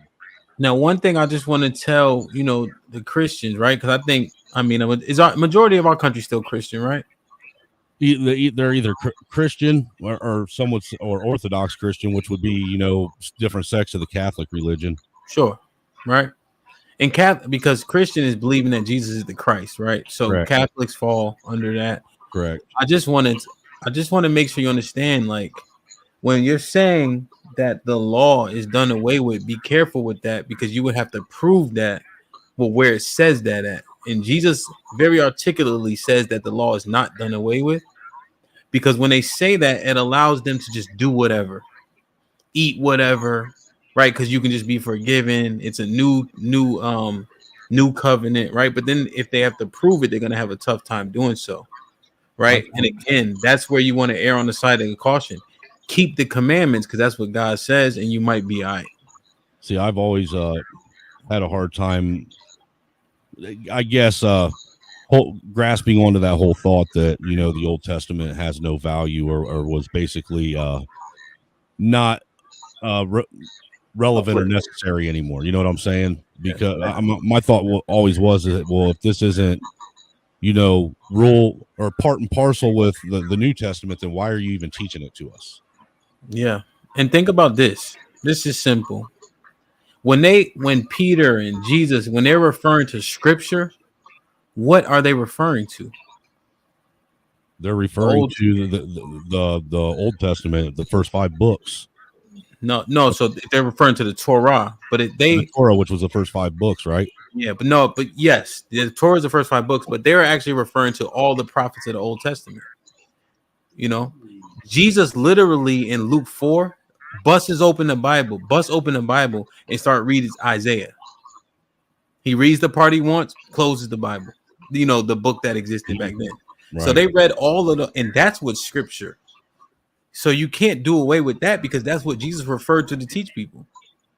And so didn't Paul and Peter and everybody else. It just makes no sense. They used it, but we don't have to use it. Like right. It's an oxymoron, but well, look at the Virgin Mary. You know what I'm saying? Like the Catholics are obsessed with her everywhere, hanging in the car's rearview mirror, over the bathroom mirror, everywhere. Like that false idolship. You know what I'm saying?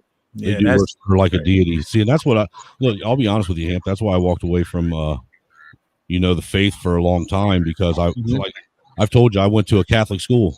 I went to a public Catholic school, so I was taught some of the Catholic ideology just because it was in the school, and I was a Baptist, and I went to a Baptist church as a kid, and those two religions right there, even though you think they're the same, are diametrically opposed of each other. Yeah, there's a lot of that stuff has a lot of discrepancy, man. And you just got to read it, man. You get to read it and remember it. And I try to memorize it all, because I want to be able to tell people and say, hey, here's where that is. You can go vet what I told you. I think that's how people can, if they want to learn, they will learn at that point. Trust but verify. I used to, when I was younger, I used to have a whole bunch of scripture memorized because I was in that Awana stuff. I don't know if you ever heard of that. Mm-mm. It's basically like Boy Scouts for church. The Royal Rangers. You get badges or the patches and stuff on your shirt like you would for Boy Scouts for getting so far in the Bible. I mean, and part of it was memorizing scripture and understanding what it was that you were reading and memorizing. Yeah, no, that's good, man. That's but good. I've forgotten so much of it, dude. I mean, I remember a lot of the stories. I just can't tell you where they are located at anymore. Yeah, and that's the skill. And so, like in a debate, it's kind of difficult. Like if I'm in a debate, like on Chaotic's channel, like Jenny, she knows some stuff, but like she can't remember the verses. And so if you debating somebody and they like, so it's right, this the verse, this the verse, this the verse, it can be more impressive. You know what I'm saying? Right. So that's kind of one of the reasons why I try to memorize all that shit, just in case I gotta kick somebody's ass, But just to used to talk to the Mormons when they would come by the house, but like I do. I actually got a video. I want to post it, but the two boys were nice, so I kind of tore their ass up, but I didn't want to post it on it. No, I asked the wrong question, and then they never came by my house again. Yeah. The last thing they said to me was like, "I will talk to our pastor." I told them to come in, and I just kind of went in on them. But they be young, but they got zeal though. I'll say that. They're not really in the right direction, but at least they ain't scared. I appreciate that. Walking around neighborhoods. Yeah, I'm like, what y'all doing out here? I'm with the AE. I want everything on Hink shelves too, man. For real. Oh yeah, especially all them He-Man action figures he's got up top there, man. Yeah. Took me back to my childhood when I saw them the other day. Mm-hmm. For you. But yeah, man, just to recap, my bad, Hank, what you about to say? No, I'm just saying I'm glad I was able to do it for him. Now go ahead, brother. But you know something? Can I say this real fast, man? Yes, sir. I put out a challenge to a lot of content creators in giving back. So I understand what you're saying with Christmas is a paganist holiday, and I agree with that. I definitely agree with that. Mm-hmm. But at the same time, I do want to bless. Make sure I bless somebody at the same time. Now we don't have to put it under the umbrella of Christmas time, but I want to bless some young, less fortunate kids. So let me offer the challenge to you, my brother. I challenge all you guys up here right now to go to your local malls or the local Salvation Army and adopt a angel tree child and bless them. And bless them with the wishes that they have on the list, if you can afford to now. And if you can't afford it, I understand. But if you can, hey, bless them. Because I know when I came up, somebody blessed me. If it wasn't for that, I wouldn't have half of my Christmas because somebody could bless me thanks to the Salvation Army. So that's my challenge to you guys. So that's real, Hank. I appreciate that. So now I do celebrate the Feast of Dedication. Jesus also celebrated Feast of Dedication, which is Hanukkah. Okay. So the same thing, right? I can still give back, right? That Hanukkah starts, the first day is Friday, the 9th, I think. I gotta look, it moves around, but the 9th of December. And then it lasts for the days. So I could definitely take on that challenge, put it right there. You know what I'm saying? And then I got 6 kids, so a lot of somebody can bless you. Yeah, put one of them on the damn angel tree. What'd you say, John? Who know the Bible, I got a question for the people who know the Bible. I know it's a little off topic, but like, what is the forbidden fruit? What do you think it is? What do you mean? No, I didn't know there was a forbidden fruit. Eve partook of the tree of life.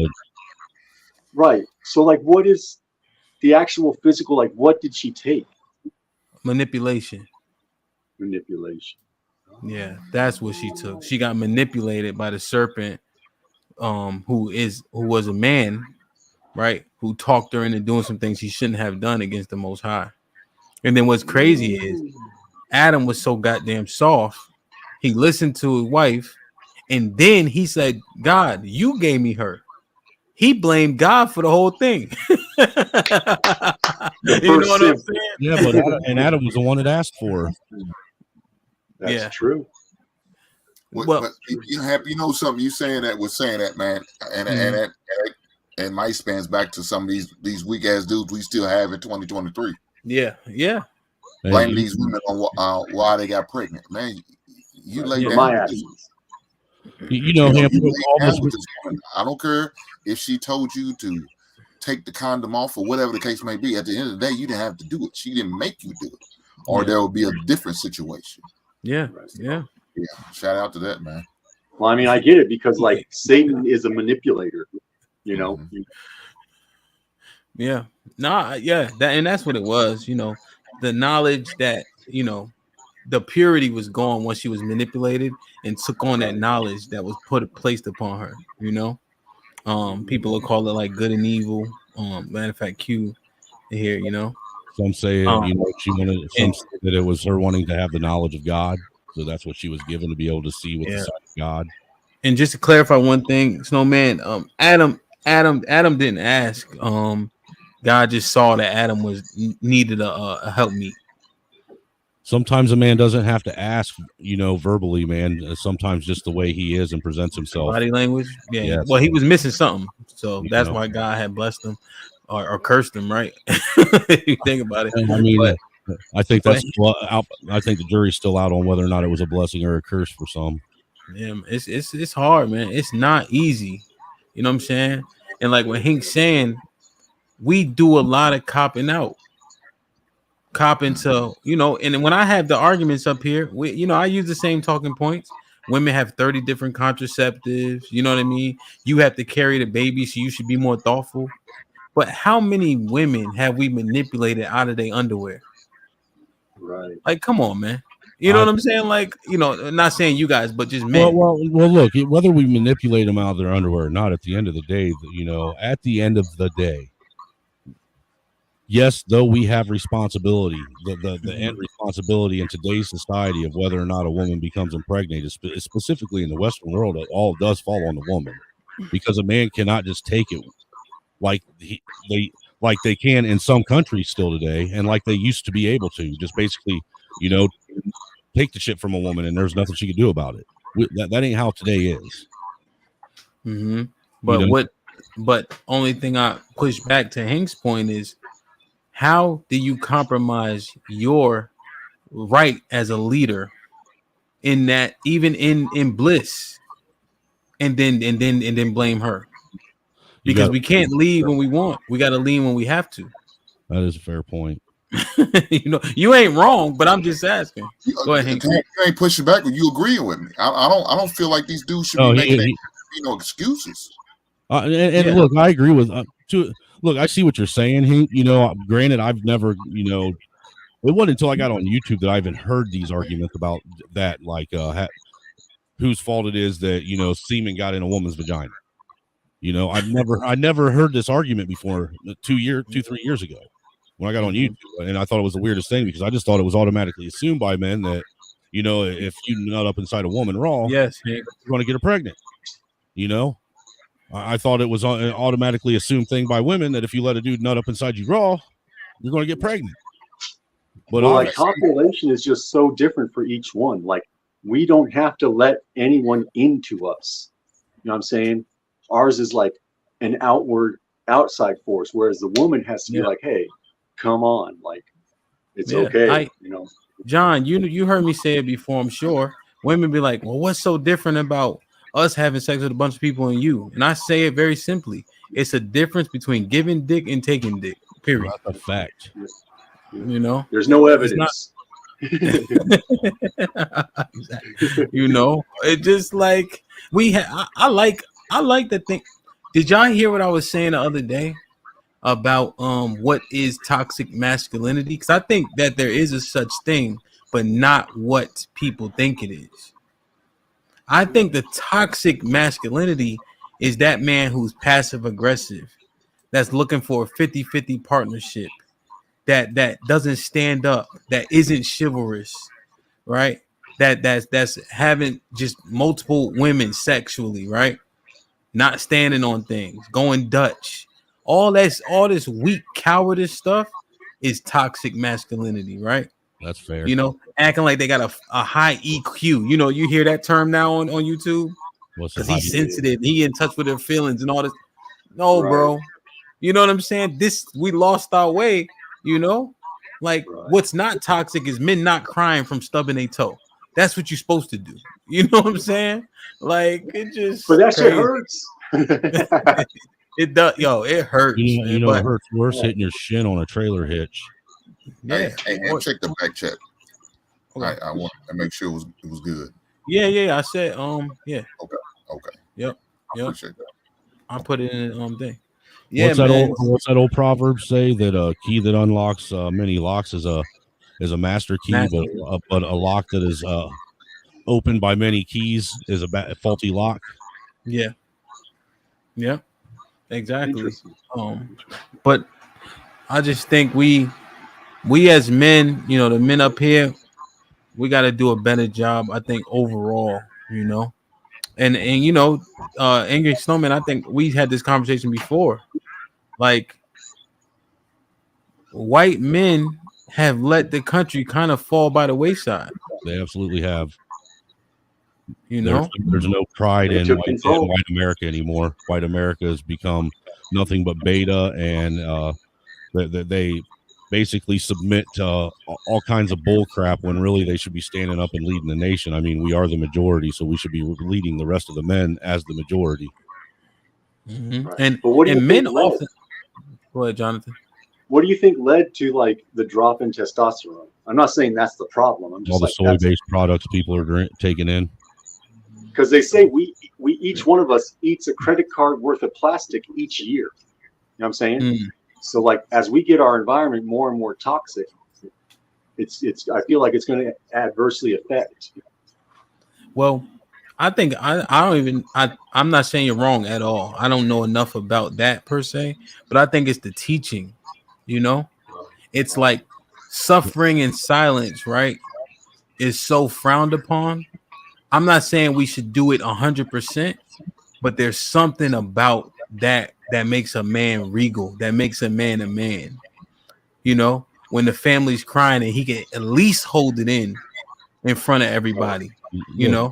Yeah, there's no competition even in for young boys, even as adolescents anymore. And that's where it all starts. You know that just as well as I do. There's the competition between adolescent boys, them finding their place amongst their peers. You got to have a rock. You know, you take that competition away from young men, and then you create nothing but a bunch of soft betas. Yeah, but they got dads though. What are we not doing? Not all of them, dude. You know what? It's starting to maybe possibly get a little bit better and go toward the uptick, but no, there for the longest time. You know, I know Generation X. We were probably the first generation to where, you know, it was 50% of us were from, you know, broken homes. And it's just gotten worse. It's just gotten worse from Gen X on until we get to where we are now with the Gen Zers that they've seen so much, you know, just chaos and trauma from their parents that they don't even want to have kids and get married anymore. Because so let me ask you, John, do you have kids? Nah, none of my own. No doubt. Hank has kids. You have kids. Yeah, I have a baseball team, a football team. I mean, I got a bunch of them out there wandering. I looked after my girlfriends for 10 years, but that's not the same thing. Listen, man. What are we doing with our sons? I'm raising my son to be a leader. You know, I didn't with my first son. I'll be honest. I fucked up major with him and his sister. You know, they're both adults now, and there's nothing I can do about it. But you know, But how'd they turn out? I mean, I guess they turned out all right. That they don't want nothing to do with me, you know. So I really don't know what their life has become as adults. You know, It's probably been a good 5-6 years since I've spoke to either of them. Damn. You know, how do you fix that? I don't. Dude, at this point as adults, the only way I can think of to fix it is I do have young kids, and to not do and make the same mistakes with my young kids and actually be the father I was supposed to be to my older kids, and hopefully they can see that, and maybe someday be willing to talk to me. Damn. You know, You will reach out to them? I reach out to their mom, but I don't even know how to get a hold of Skylar and Riley anymore. Facebook? Riley, believe it or not, my oldest son, he's never been one to have social media. Like, he's never had a Facebook, never had any of that stuff. And, you know, so he was always he was a gamer, but he was never into having his likeness out there on social media and shit. Yo, well, I mean, that's tough. That's tough. It is. You obligated to fix it, though. I just don't know how. I don't either at this point, you know. Yeah. I mean, right now, all I can do, like I said, right now, all I can do is hopefully, because look, I leave my social media that I have. My Facebook is none of it's private; it's all public. You know what I'm saying? And I do that on purpose. That way, you know, the kids can find me if they ever want to reach out to me, no matter where I'm at. You know what I'm saying? Yeah. And I make sure that I post all my YouTube streams and all that stuff on it. That way, if they want to see what I'm doing and hear what I'm talking about, it's on there. They have access to it. Yeah. Well, keep reaching out, man. I mean, you fucked that up, but you know that, I did, dude. I know I did. Yeah, but like every time a family breaks up, right? Inevitably, one parent uses the children and manipulates them. Regardless of what, it doesn't matter, man. Regardless, I still fucked it up. You know, I fucked it up by not doing what it took to keep that put together. You know what I'm saying? Me letting that relationship fail is where I fucked it up. Me not staying together with, you know, because in all honesty, I love my wife and I love my kids that I have with her. But in all honesty, if I was living right by the way I should be, I would have did everything in my power to make sure that me and their mom worked out, and I was there with raising my kid, those two with her instead of somebody else doing it. Yo, that's real. John was here. Angry Snowman. I think Hank was in and out maybe, but when we were talking about alpha this and alpha that, right? And I was like, yeah, I'm probably that, but I exemplify some of the worst traits that come with that. Oh, dude. You know, like I'm very, very, I do whatever it takes for my family, but I also don't stop. Like I don't stop grinding. You know what I'm saying? We just really got to understand what these things that we are. Everything comes with pros and cons. Right. You know, and we need to start saying the cons out loud. I think we really need to start saying the cons out loud. Like Hank said, I'm still the leader, inside her or not. Like Angry Snowman said, yo, I fucked up with the kids, but now I'm going to show them a great example of how much I changed in hopes that they bless me with their presence again. Right. That's all I can do at this point because I can't force it on them no more. Right. You know what I'm saying? They're adults. And a good leader takes responsibility. Well, yeah, that's the key, man. That's the key. You know what I'm saying? Like, go ahead, Hank. Now, what I was going to say, man, there was a time when my oldest daughter was mad at me. And and what I had to do, I sent a text message to her every day for a whole year straight. She was mad at me, you know what I'm saying? Because she felt like I chose, you know, my new life over her, you know what I'm saying, and chose my family, well, my ex-wife over her, and that was for nothing but the case. I just wanted what was best for her, and so she was mad at me. Didn't speak to me for a whole school year, and that hurt. But you know what I did? Every day I sent her a text message. Hey, just checking on you, letting you know I love you. I'm thinking about you. You know, I know right now you're not in the mood to talk, but you know, if there's a time where you need to talk, then call me. And I did that for a whole year, and eventually she broke down. Yeah. And actually reached out and called me and told me, you know, happy birthday. Right. I'm like, shit, the hell, my birthday. Shit like that. Shit like that. And it just went from there.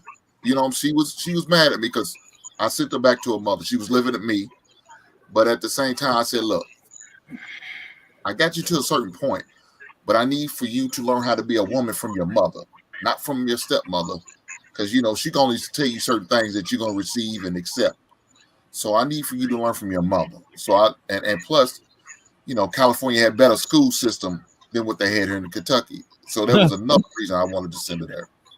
Okay, so that makes sense. And definitely make sure you constantly stay present. You know, you'll wear them down eventually, and then they get tired and say, "Hey, why you keep calling me? You know I'm not gonna." But I say, even if you call me and say that much for me, I'm winning.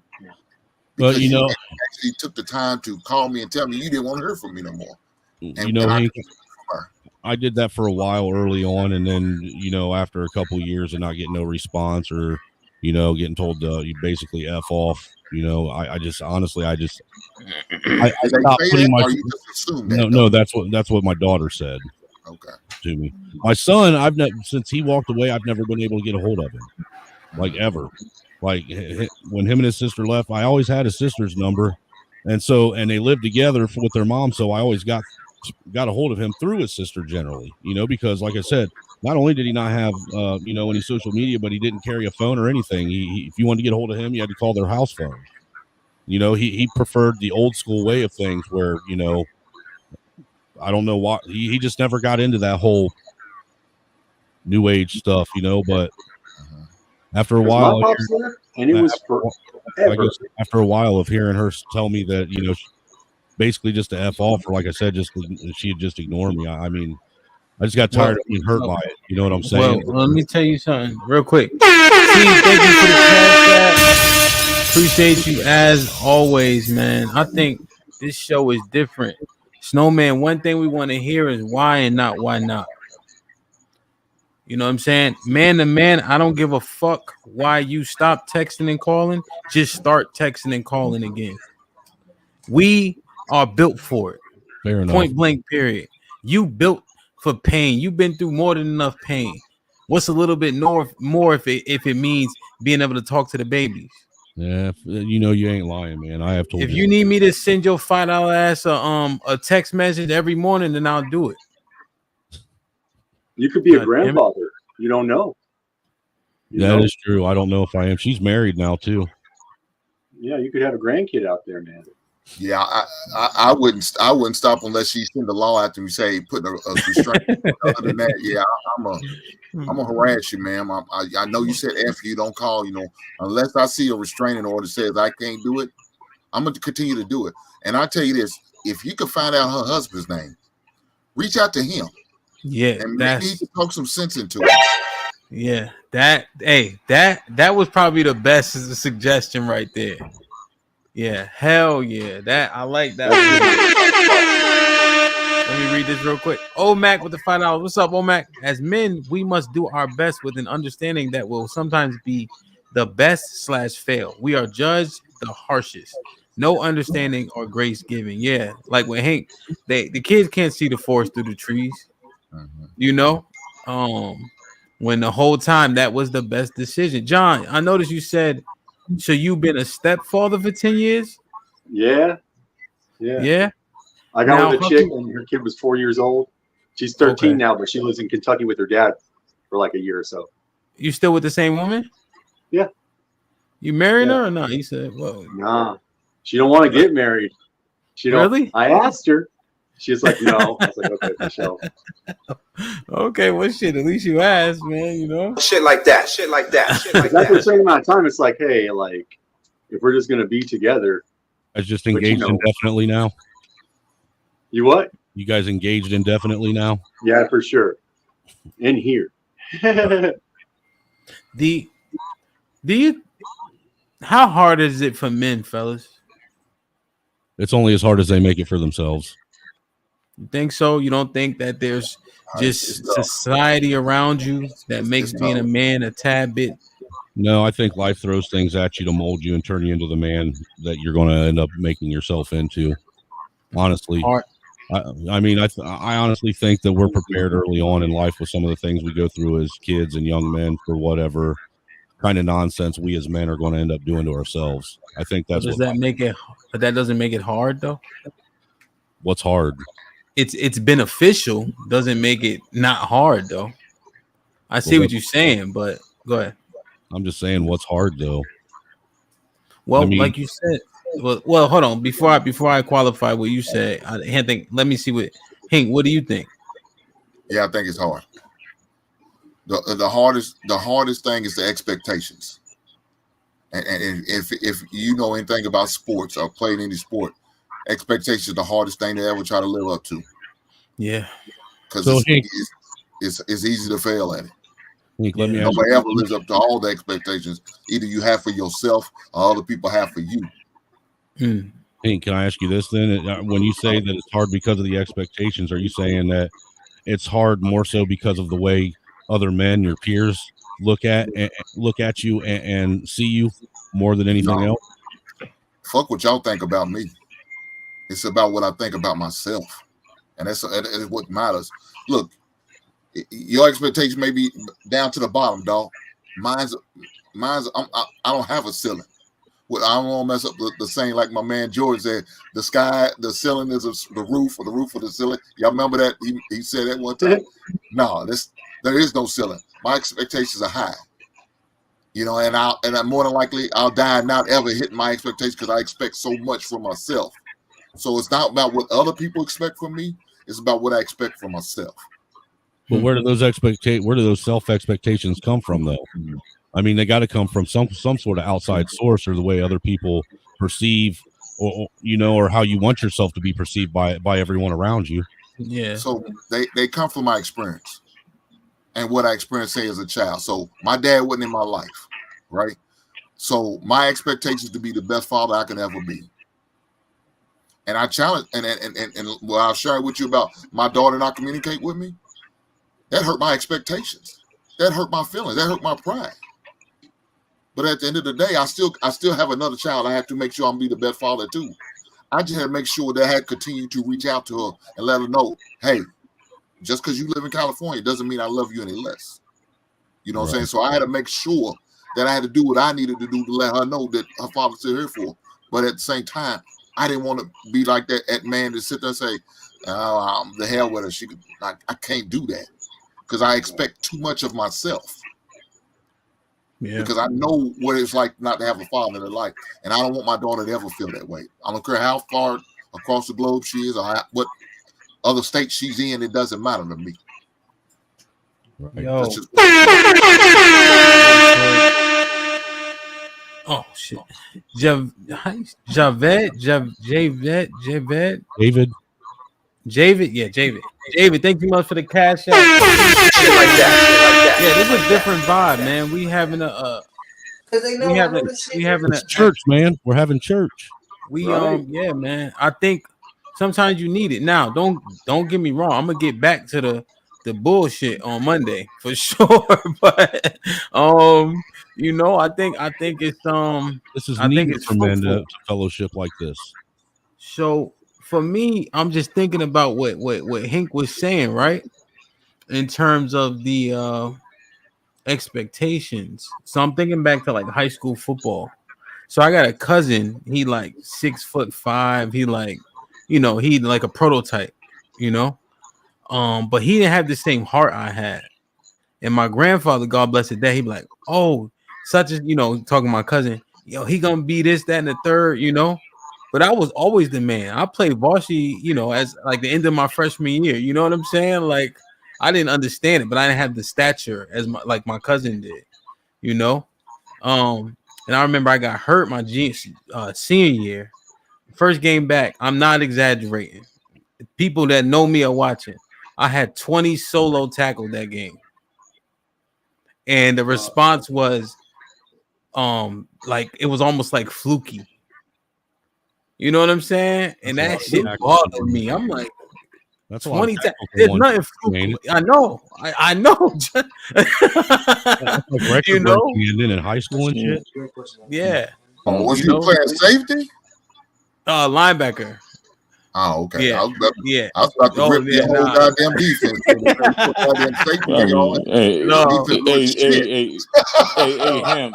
I had to play safety in college because I was too small, but I used to play. Yeah, I was gonna say your I was defense about to wasn't say. shit if you were safe to get all that goddamn.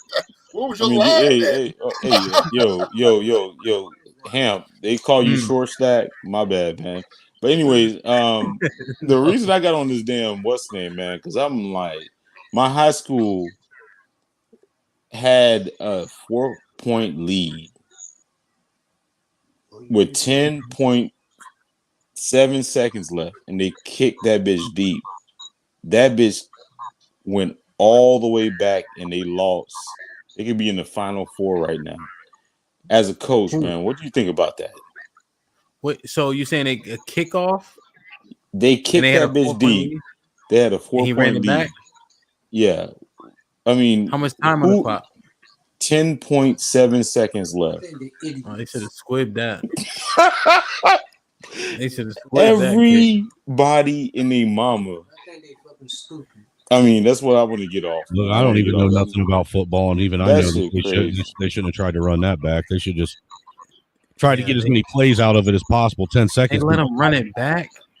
And then if you're gonna kick it deep, you got to put the number ones on that kickoff team. Yo, they ran that bitch all the way back, bro. Yeah, they got to put the number ones, and they got to squib that kick. Yeah, put the coach in. Yo, tell the coach I said hold this. Put him in the fucking bedroom. Get him out of here. Come on. You know, hey, that's crazy. I would have definitely squibbed that. But damn, man. John, how do you feel about that though? Keep it real. About her not wanting to get married. I feel like okay because like I don't have like good financial standings, and she's like a nurse that works hard and went to school and all that shit. So like I'm like, okay, I get it. I don't want to drag you down. You know what I'm saying? Like, so she a sugar mama or something? Yeah, I guess. But like I do like That all the stuff around didn't the sound house, too you know what I'm saying? positive there, John. What'd you say?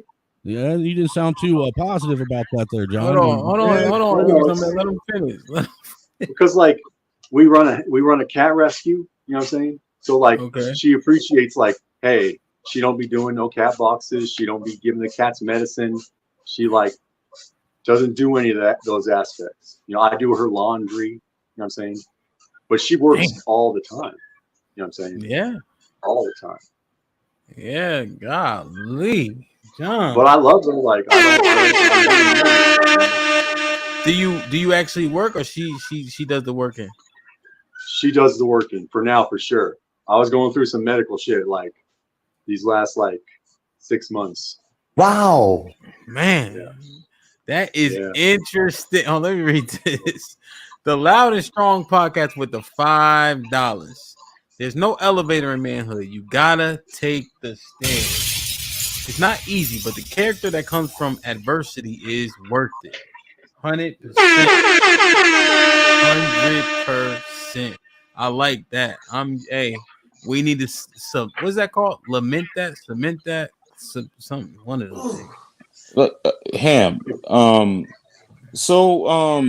Do you think adversity is something that we should crave? Like we should not. I mean, like it almost seemed like the sentiment. Like for me now, like my default is, you know, I don't necessarily need to be happy. I just want to just thrive. You know what I'm saying? You what happens though, Triple Black, is, and this may have happened with you, you get jaded by adversity. That's different than persevering through it, right? Because with perseverance on the other side, you can smile. When you make it through, but you took too many wounds, you get jaded, and that's where it can be cancerous to us. Yeah, I know, but I mean, but you don't think that's like almost kind of like conditioning by society? Because the thing about it is, as long as if my son is smiling and happy, because I got one son in this world. Yeah, I mean that's all I got to do. I mean, no matter how fucked up my state is, long as he's smiling and long as he happy, I'm okay. I mean, Yeah, do you think that's some type of conditioning shit? Because with men, we you a should. man. You a man, Triple Black. So here, Yeah. your father, you know, the old heads from back in the day, right, Triple Black? And Mm-hmm. long as dad had a truck, Mm-hmm. that's all dad wanted was a truck and a six pack. That's Dad right. come home, he could barely walk, but as long as dad got his truck and a six pack, he was cool. And we were content with that. Right. You know what I'm saying? It's okay to be content with that. I'm not. No, I think that's fine. I just want to make sure that you're content though. I ain't saying you got to be laughing and giggling, but if you feeling Mm-hmm. some type of way while watching your son smile, those are the things that we gotta figure out. You know what I mean? Should we be okay with that, even though the fuck shit that goes on in the background? Uh, should we be okay? I think we have to be okay. Should we be okay though? Let me think about that. Should we be okay? The things you go through, Triple Black, I think the reason why you go through them, it makes a difference. So if you bringing shit on yourself and then you have adverse situations, that's different. If life is giving you lemons and you making lemonade out of it, that's different. So if you bringing it on yourself, I think that, yeah, some of that shit you're gonna have to eat. You're gonna have regrets. What's up, Mac? Hey, how's it going? Regular. How you? Yeah, all right, man. All right. Thanksgiving was good. I've eaten well, and now I got to hit the gym in the morning. Indeed, man. Indeed. What's the word? What you got for us? Well, it basically comes down to this: as men, we just have to go through it. There is no safe or soft path for us. We just have to go through each and every day. We're going to be judged the harshest. There is going to be no grace for us concerning women and or society. They will always expect more from us. They will always expect for us to be a provider or be doing something of value.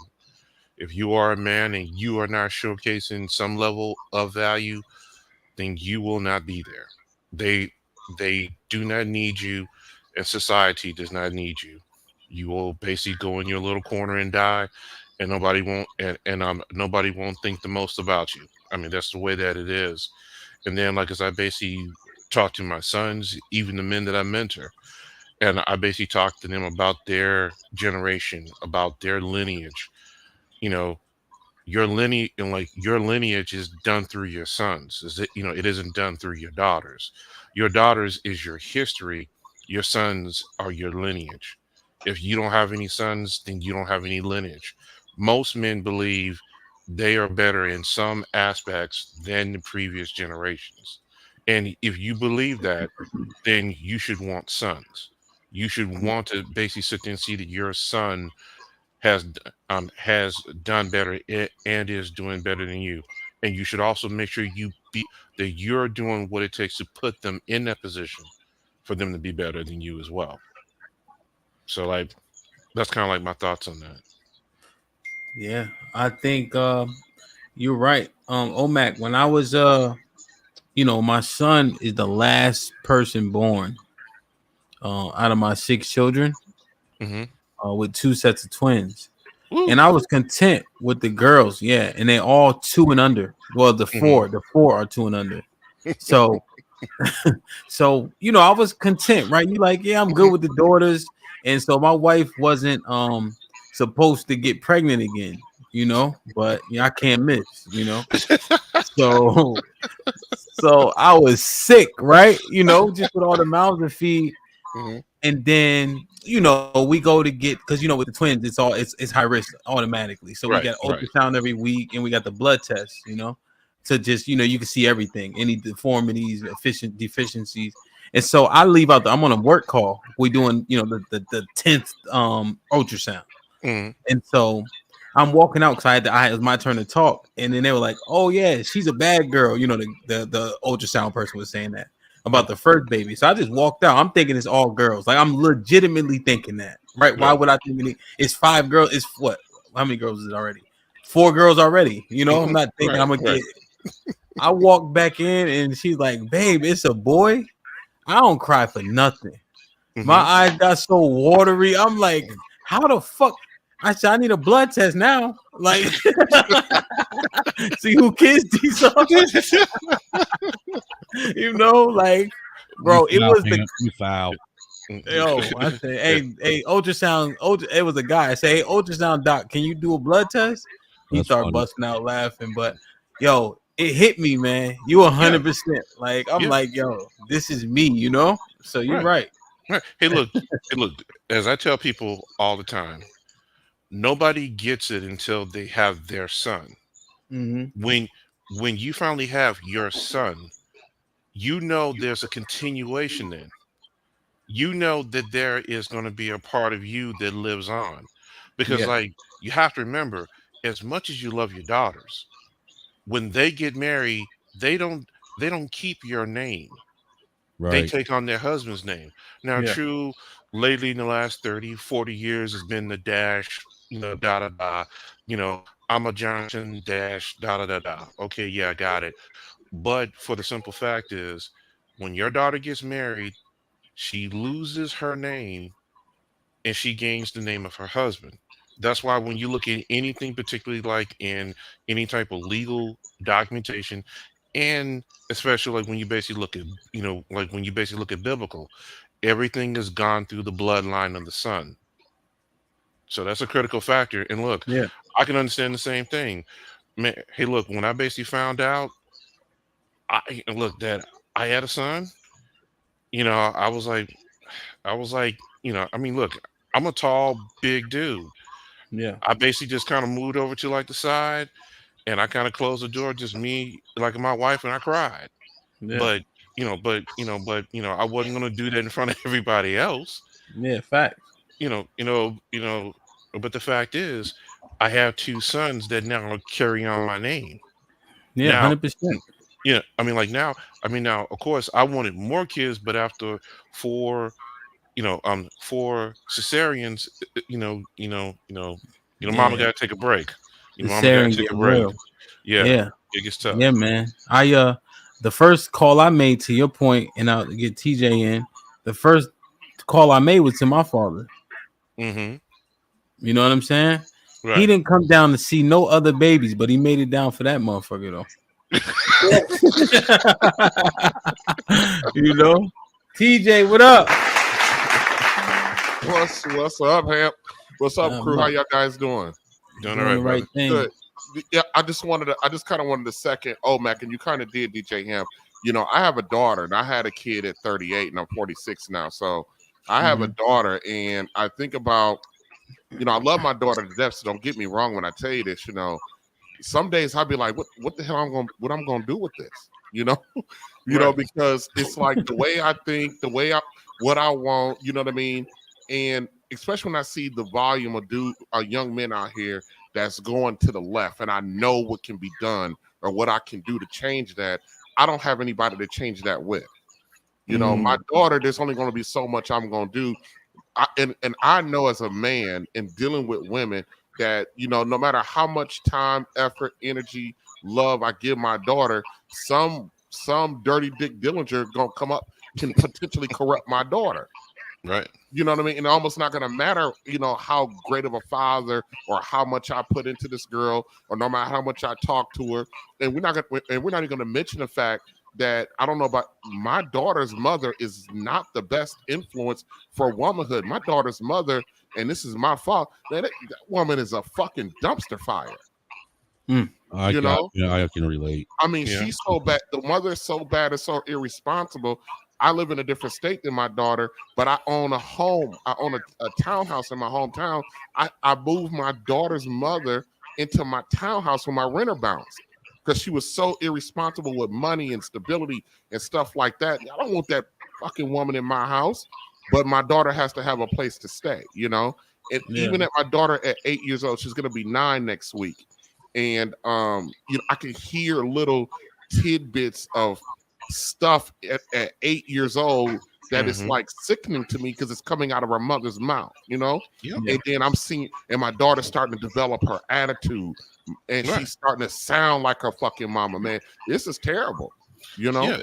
Yeah. She basically used, look, as the men that I mentor, and I basically try and give them like an understanding of like, hey, look, when you do have kids and you are no longer with the mother, I basically tell them, I said, look, you're going to have to understand that she's going to use that as leverage.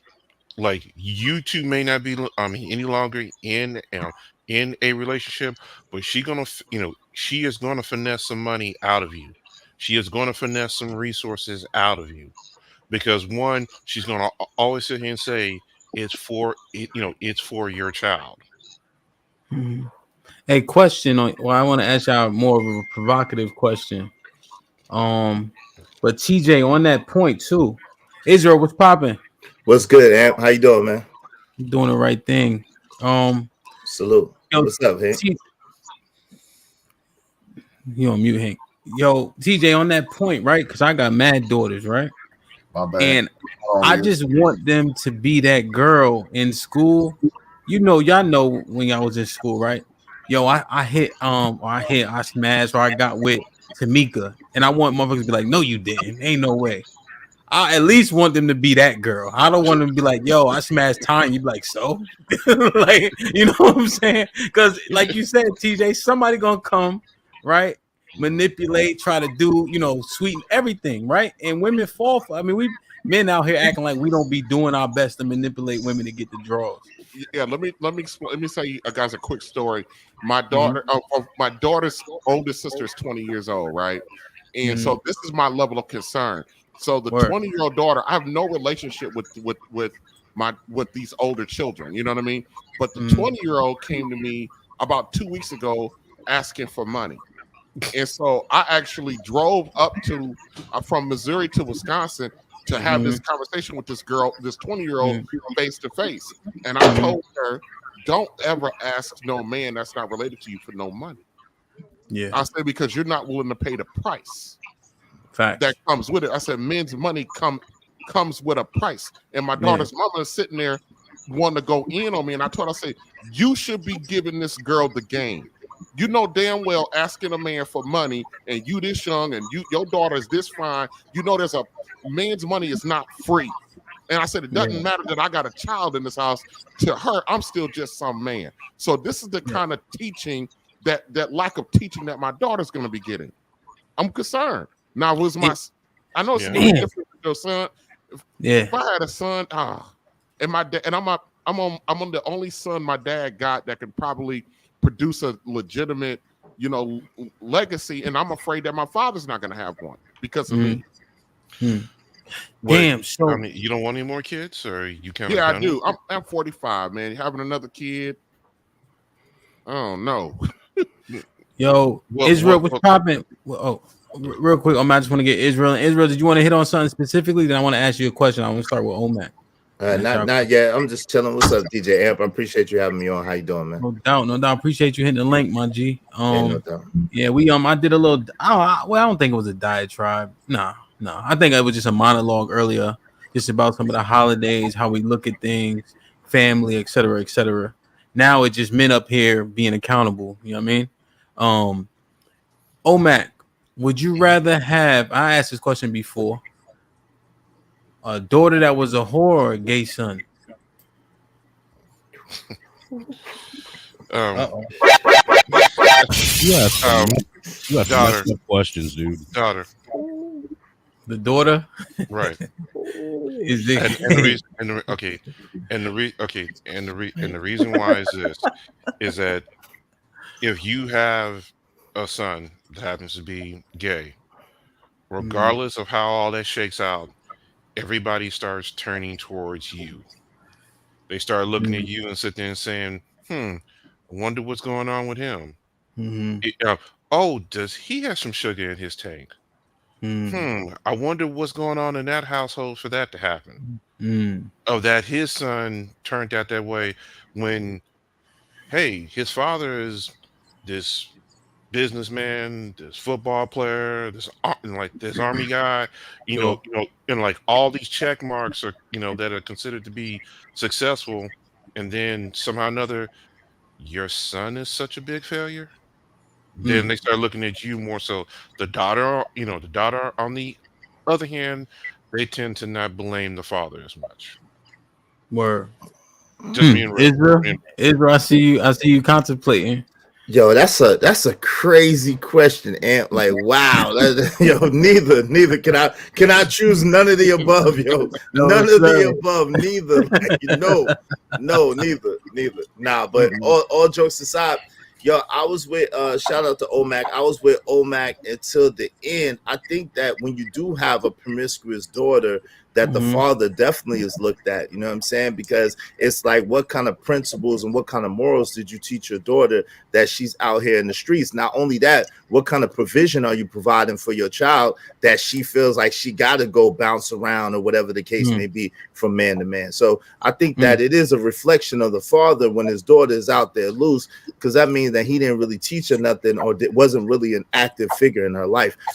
But if I had to choose, if you put like a weapon to my head and say, yo, you got to choose something, I would agree with Omac. Okay. John, what say you? I got some follow-up about. I like the answers. They're good answers. Jonathan, what say you? You on mute. Muted, John. I'd rather have a gay son. Yeah? Yeah. Why? Because, like, no extra responsibilities are going to come from having a gay son. He can't get pregnant? Shit like that. Wow. Yo, John. Put him in the fucking bedroom. Get him out of here. Come on. Hey, he's got a sound argument there. Yeah, no doubt. That's a good point. I didn't think about that. That's a good point. Great point. I've never even thought about that aspect of it. Me neither. John definitely wilding, but that's a great point. That's a great point. He came out left field with that one. Yeah, I'm like, damn. It's actually making me relook this whole question over again now. Damn. To be honest with you. Damn, I'm like, yo, and you asked the crazy question. Right. He gave you a mind blow, right? Right, dude, for real, because there's new variables that John just opened up. Damn, you're not even thinking that. All right, shit. I should have let John go last. Hank, what'd you think? Damn. I asked this question before, man, but I'm not going with no gay ass man. Wow. Yeah, that's not gonna work. Yo, John, you got the track. I understand, brother. I understand. I do. Damn, man. Man, I can't. TJ, what say you? Look, until John went. Believe it or not, I actually was talking to my grandfather about this today. He's 80-something years old. But he actually brought it to me because I was talking to him about some stuff going on with my daughter. And I don't know. It depends. Part of me feels like I can help navigate the Hold'em in my daughter, Well, this is what my grandfather said. He says, you come from a line of character men. He goes, spoil your daughter. He goes, because spoil your daughter. He said, because she could turn out to be a hoe, she's gonna seek a man, even though she gonna seek men that can provide for her. And so that's what he was saying. But I was like, Grandpa, I don't know if I can rock with that or not. I'm leaning towards I would rather have a whole daughter. I think we can fix that. At least when she hit the wall, she might, convert to, Christianity and try to get resaved and all this other stuff. Yeah. You said there might be some redemption, right? Yeah. She might have a redemption story. Snowman, what say you? I'm not answering this dumbass question again. Just answer it one more time for the people in the back. I don't know how I feel about it now. Hey, man, what up, angry Snowman? I didn't know that was you. What's up, Israel? Yeah, dude. I look, man, deep down inside, because I still kind of stand. Though I understand where John's coming from. That's a whole new interesting variable that I never actually, wait on before, because now I ain't got to worry about taking care of his fucking, my daughter's fucking bastard ass child that she may end up bringing into the house. You know what I'm saying? But at the end of the day, I still think I'd rather have the whore daughter, because if I had a gay son, I'd have to, he wouldn't be allowed around the other kids because I can't have him poison in the well, man. Yep. Damn, man. Israel, what you think about this? True or false? A woman doesn't know how to love herself if a man doesn't love her first.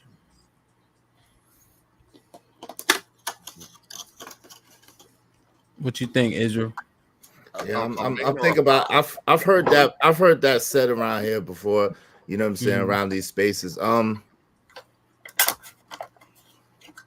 I can see how that could be true. The only thing I would say with that is, I think that society makes it hard for women to love themselves anyway, with or without a man's love. I think that society really plays on the insecurities and the insufficiencies of women, and this is the plight that we're dealing with right now, where women are trying to overcompensate for the societal pressures that's put upon them, upon media, and upon the establishment that's trying to get their money. So what give me an example of some of those pressures? Well, you never have a bad body enough, right? Your body is never nice enough. Your face is never pretty enough. Like your skin is never clear enough. Like everything in society, especially in the advertisement world, is cued on women's insecurities in order for women to spend more money because they're the number one consumers. So I don't think that this society, especially in this Western world, is geared towards women ever being able to really love themselves for real. You gotta be a strong, good woman to really love yourself. So do you think that does that actually increase the value of that father in that case, right? To kind of instill, you know what I mean? Like, absolutely. So is the statement more true than false, you think? Yeah, it's more true than false. At the same time, like as a father, I have 2 daughters, and it's crazy because my daughter, even though my daughters loved me, like my daughters challenged me way more than my sons did. My daughters challenged almost everything that I told them, almost everything that I tried to guide them or lead them to. My daughters challenged, like my daughters didn't have the same fear or the same reverence for me that my sons had. That's why your daughter's love is going to be more righteous, because now they're going to look, when they get older, they'll look for a man that wouldn't allow them to challenge his love either. Do you think though? Do you think that we caused that though, Israel? What do you mean by that when you say that? In terms of the daughters just not having the same reverence, like they know that they're not gonna get paws put on them type shit. No, I think. Well, I believe that. Period. Up until a certain age, you should discipline your daughters, right? Physically, you know what I'm saying? At the same time, like it's wild, right? Because you can have children that are good children ultimately, but still challenge you in certain areas. Let me give you an example because it kind of ties into what you was talking about. Is it real quick before you give the example? What age is that though? That you should stop spanking your daughters? Daughters specifically, yeah. And then you can tell your story, but just wondering. To me, how I was brought up, once a young lady reaches her cycle, whatever age that is, you should stop spanking her. Once she's able to bear children, you should 11, stop 12, spanking. 13, something like that. Yeah, it depends. Some kids now is like 10 years old. It's crazy. Right. But go ahead. My fault. No, that's good. I just say that. Let me get my thoughts together. My bad. Basically, for it's like you about to tell a story. You about to tell a story. Yeah. So the daughters, my daughters were really good children, really good students and stuff like that. But it'd be the little things like they want to sleep over someone's house, and my thing is nah. But their mom thing might be, oh well, it's okay. Let the kids stay. And you be like, nah. And then the little girl be like, Dad, but please. And you be like, nah. But then when you out the house, you know what I'm saying? Because me and their mother eventually got divorced. When you out the house, then they're going over sleepovers and stuff like that. It'll be stuff like, you know, Christmas. Oh, well, we just seen Santa Claus. Okay, cool. Well, you know that Santa Claus, I don't want you sitting on Santa Claus' lap because Santa Claus ain't really Santa Claus, it's just a man in a suit. You know what I'm saying? Yeah, and I see, and let me get on this real quick. I don't believe in lying to children. I think that too many times we lie to kids, but then we expect them to tell the truth. That's the most insane thing to me ever in life. Yeah. And so it's like, but then the daughters would be like, nah, Santa Claus is real, Dad. Santa Claus is real. You'd be like, nah, baby, Santa Claus. Dad, no, Santa Claus, stuff like that. You know, little stuff. Yeah. But, you know. I see what you're saying. I'm not for the sleepovers. I got it's too much stuff that be happening. Mac, what you think about this rule? So for my kids, I had an older daughter. She's 14, right?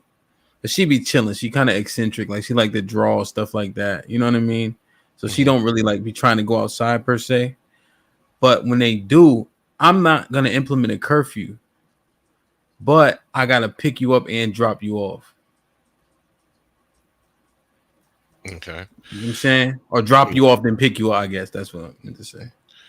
Well, for us, you know, each man run their house. Like, Nah. Yeah, There ain't no such thing. There ain't no such thing as your truth. There gotta be an objective. What's popping? I need some advisement. Yeah. For us, we don't do that. We basically give a look at a certain age, certain time, certain place. We will take you to a event. We will pick you up from that event. We don't basically let you just go into like a time. No, we're going to tell you what that time is. And when it basically comes down to spend a night at somebody else's house, no, we didn't do that either. Because like you sit there and said, there's way too much stuff that happens at somebody else's house. So yeah, and particularly like with us being married, I've been married for 26 years.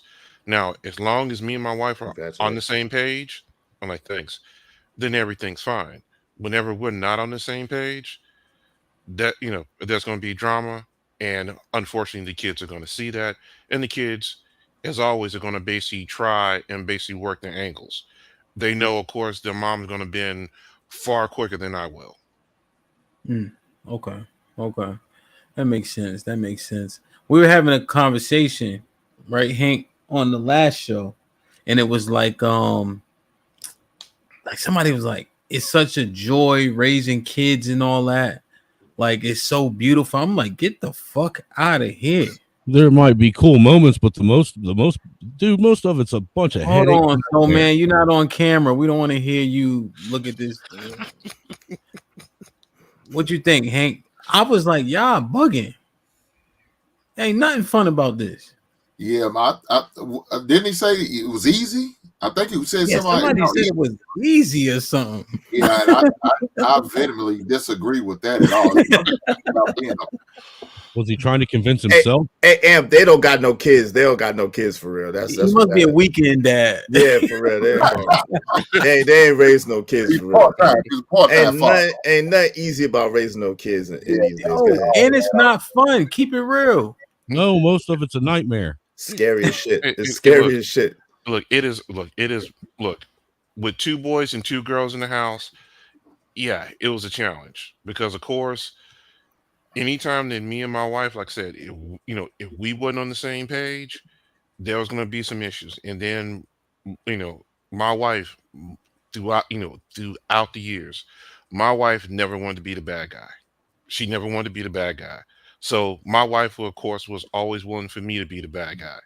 Now I had to man up and just take it as, okay, fine, I'll go ahead and I'll be the bad guy. But this is the way things are going to basically run in this house. So, but yeah, raising kids is a challenge, Now, would I ever do anything different? Never. But it's still a challenge. Yeah, I hope nobody don't ask me that question. Dude, I've learned with the boy since he's 8. If I give him, since for the last few years, I give him a healthy dose of violence about every day of his life. So I mean, just a healthy dose. I'm not abusing him or beating him or anything. It's not child abuse. Just a healthy dose of violence in his life to keep him alert, aware, on his toes. Like that way, and all the other kids kind of fall in suit with him now.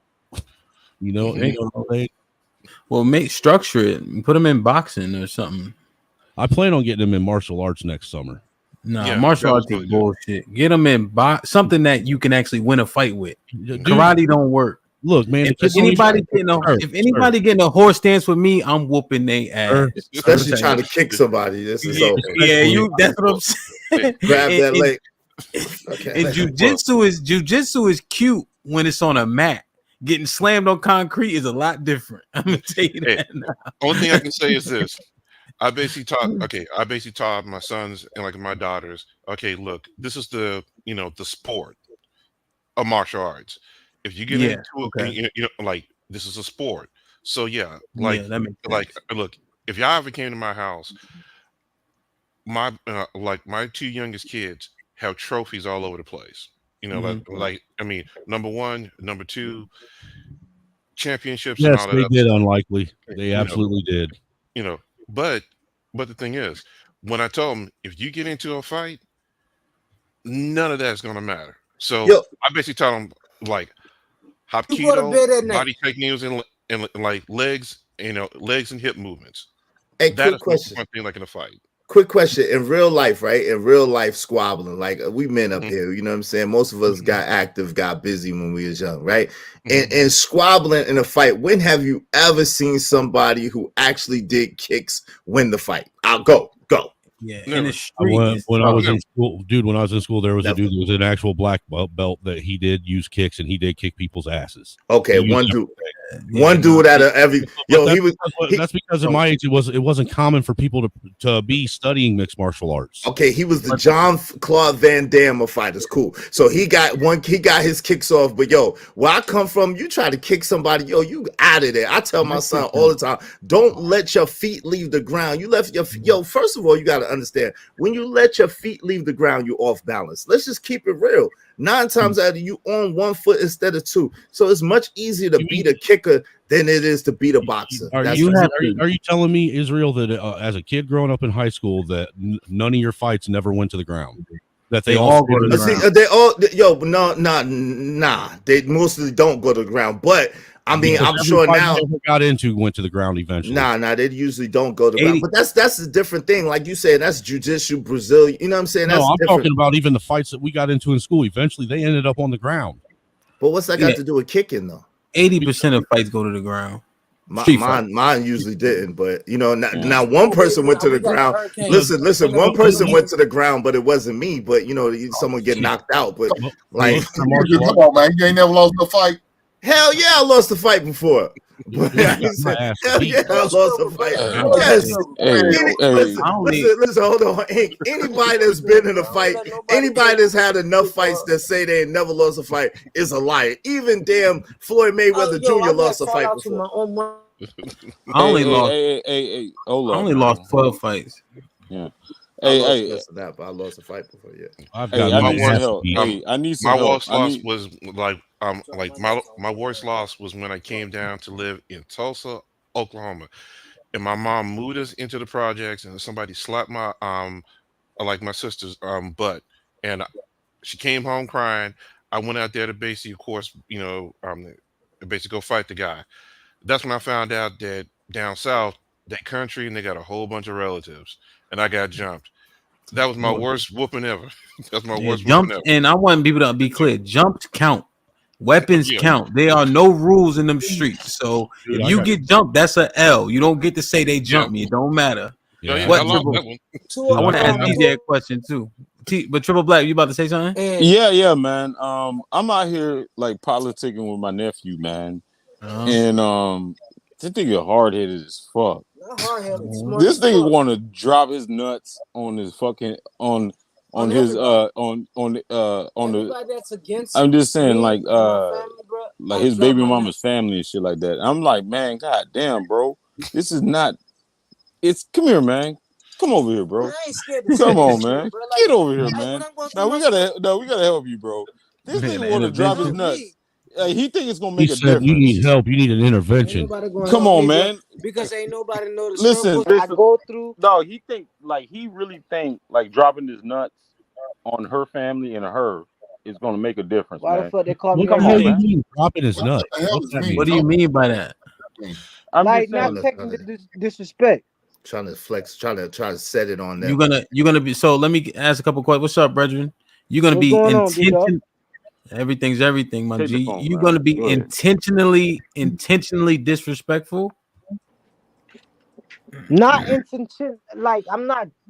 Listen, here's the thing. We'll see.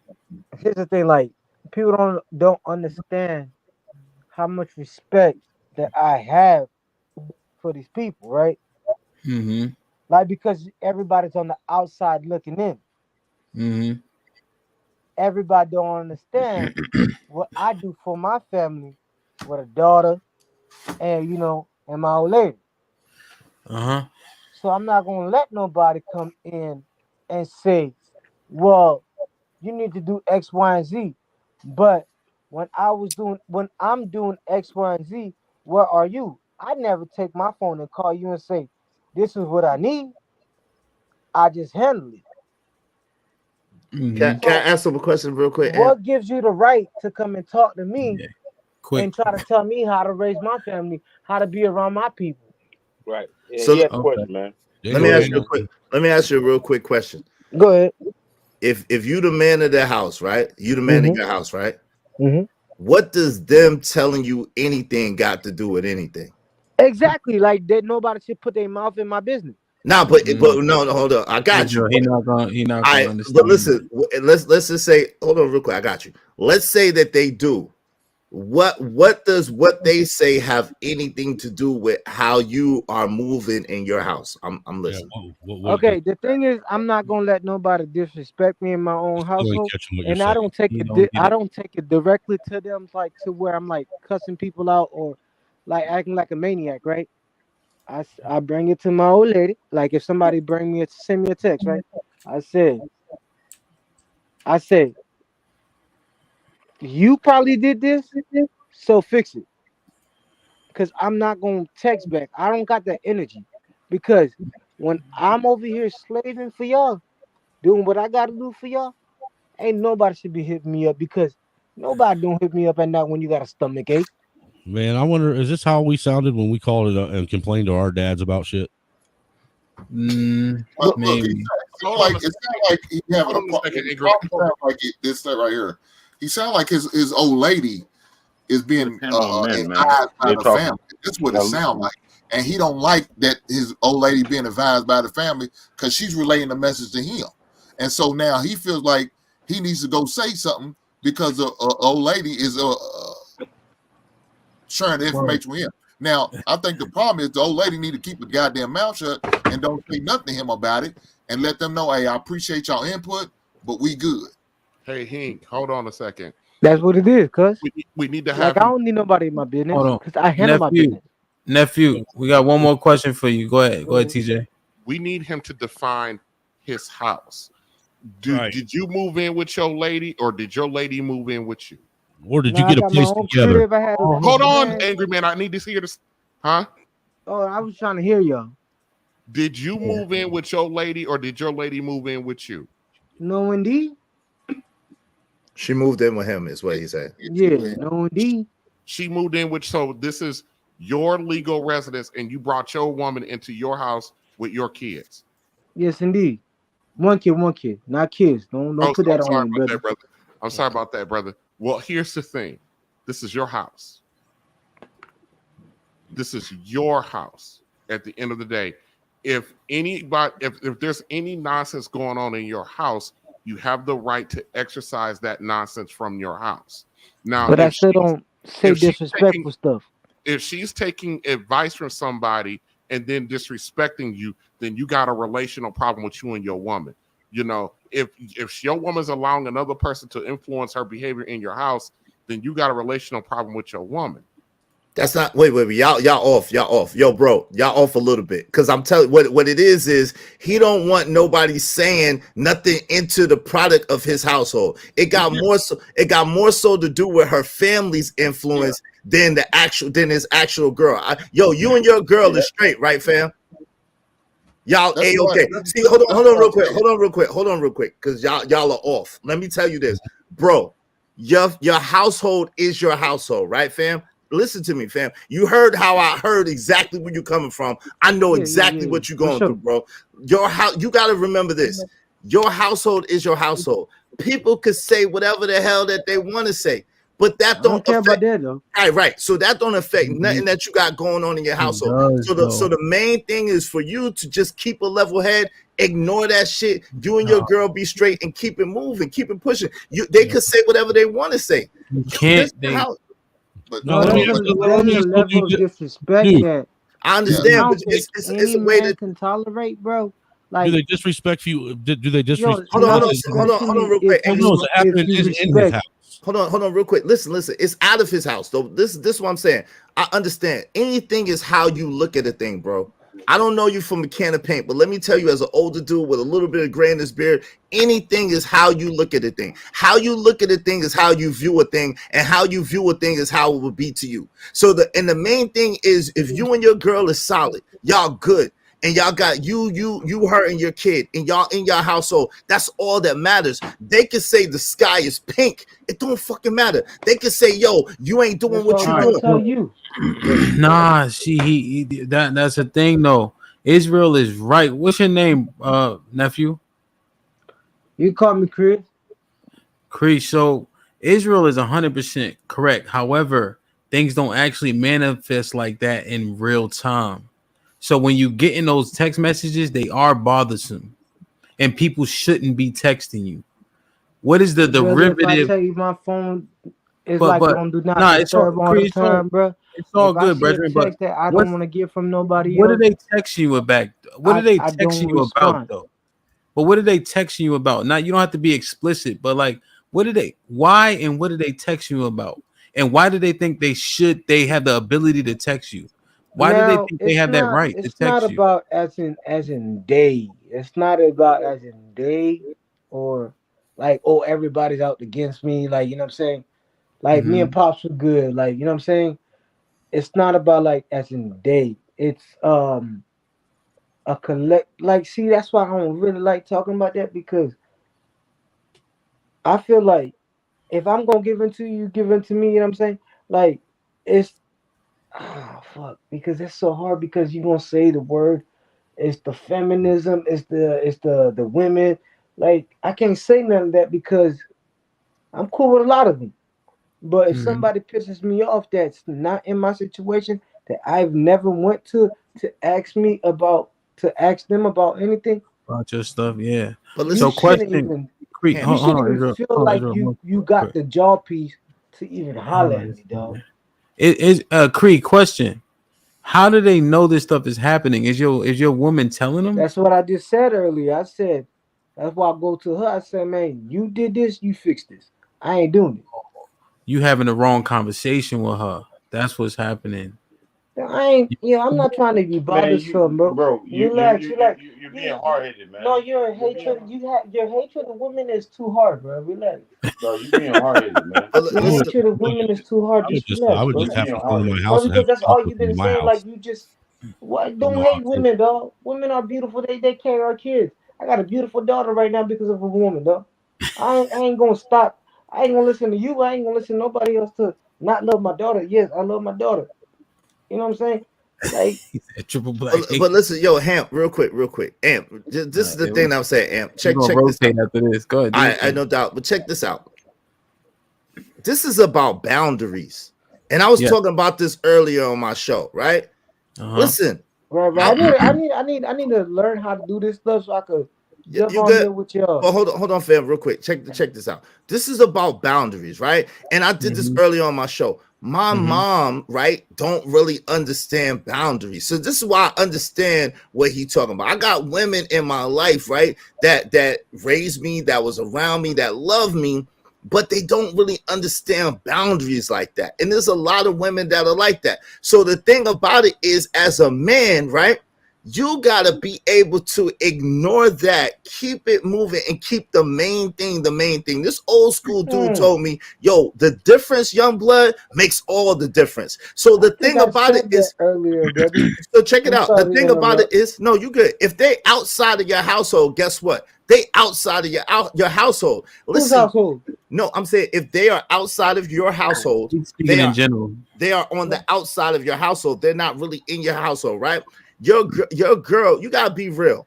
Your girl is gonna have a certain relationship with the women in her family and the women in her circumference. That's just how women are, right?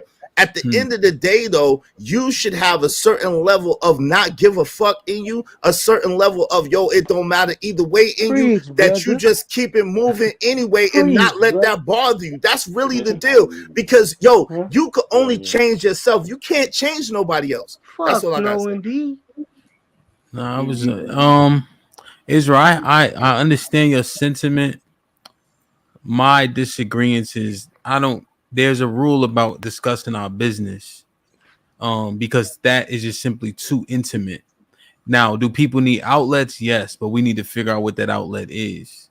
We also have a rule in the house where if we have an issue, the 4 phone calls you make need to be the people that are going to stick up for me, and vice versa, right? Because that's what should be the inevitable thing, is us getting back together. But I am gonna take what you said into consideration in terms of letting some shit roll, because I'm not that guy. Like, I don't let shit slide. You know what I'm saying? And it causes me some level of stress. You know what I mean? But I don't let shit ride. Like, I just don't. Yo, Amp, the thing is, listen, like, and this is the thing, and it come in time. What I realized is, in my advanced age, is, yo, there's so much you can control, and much of what we go through we have absolutely no control over.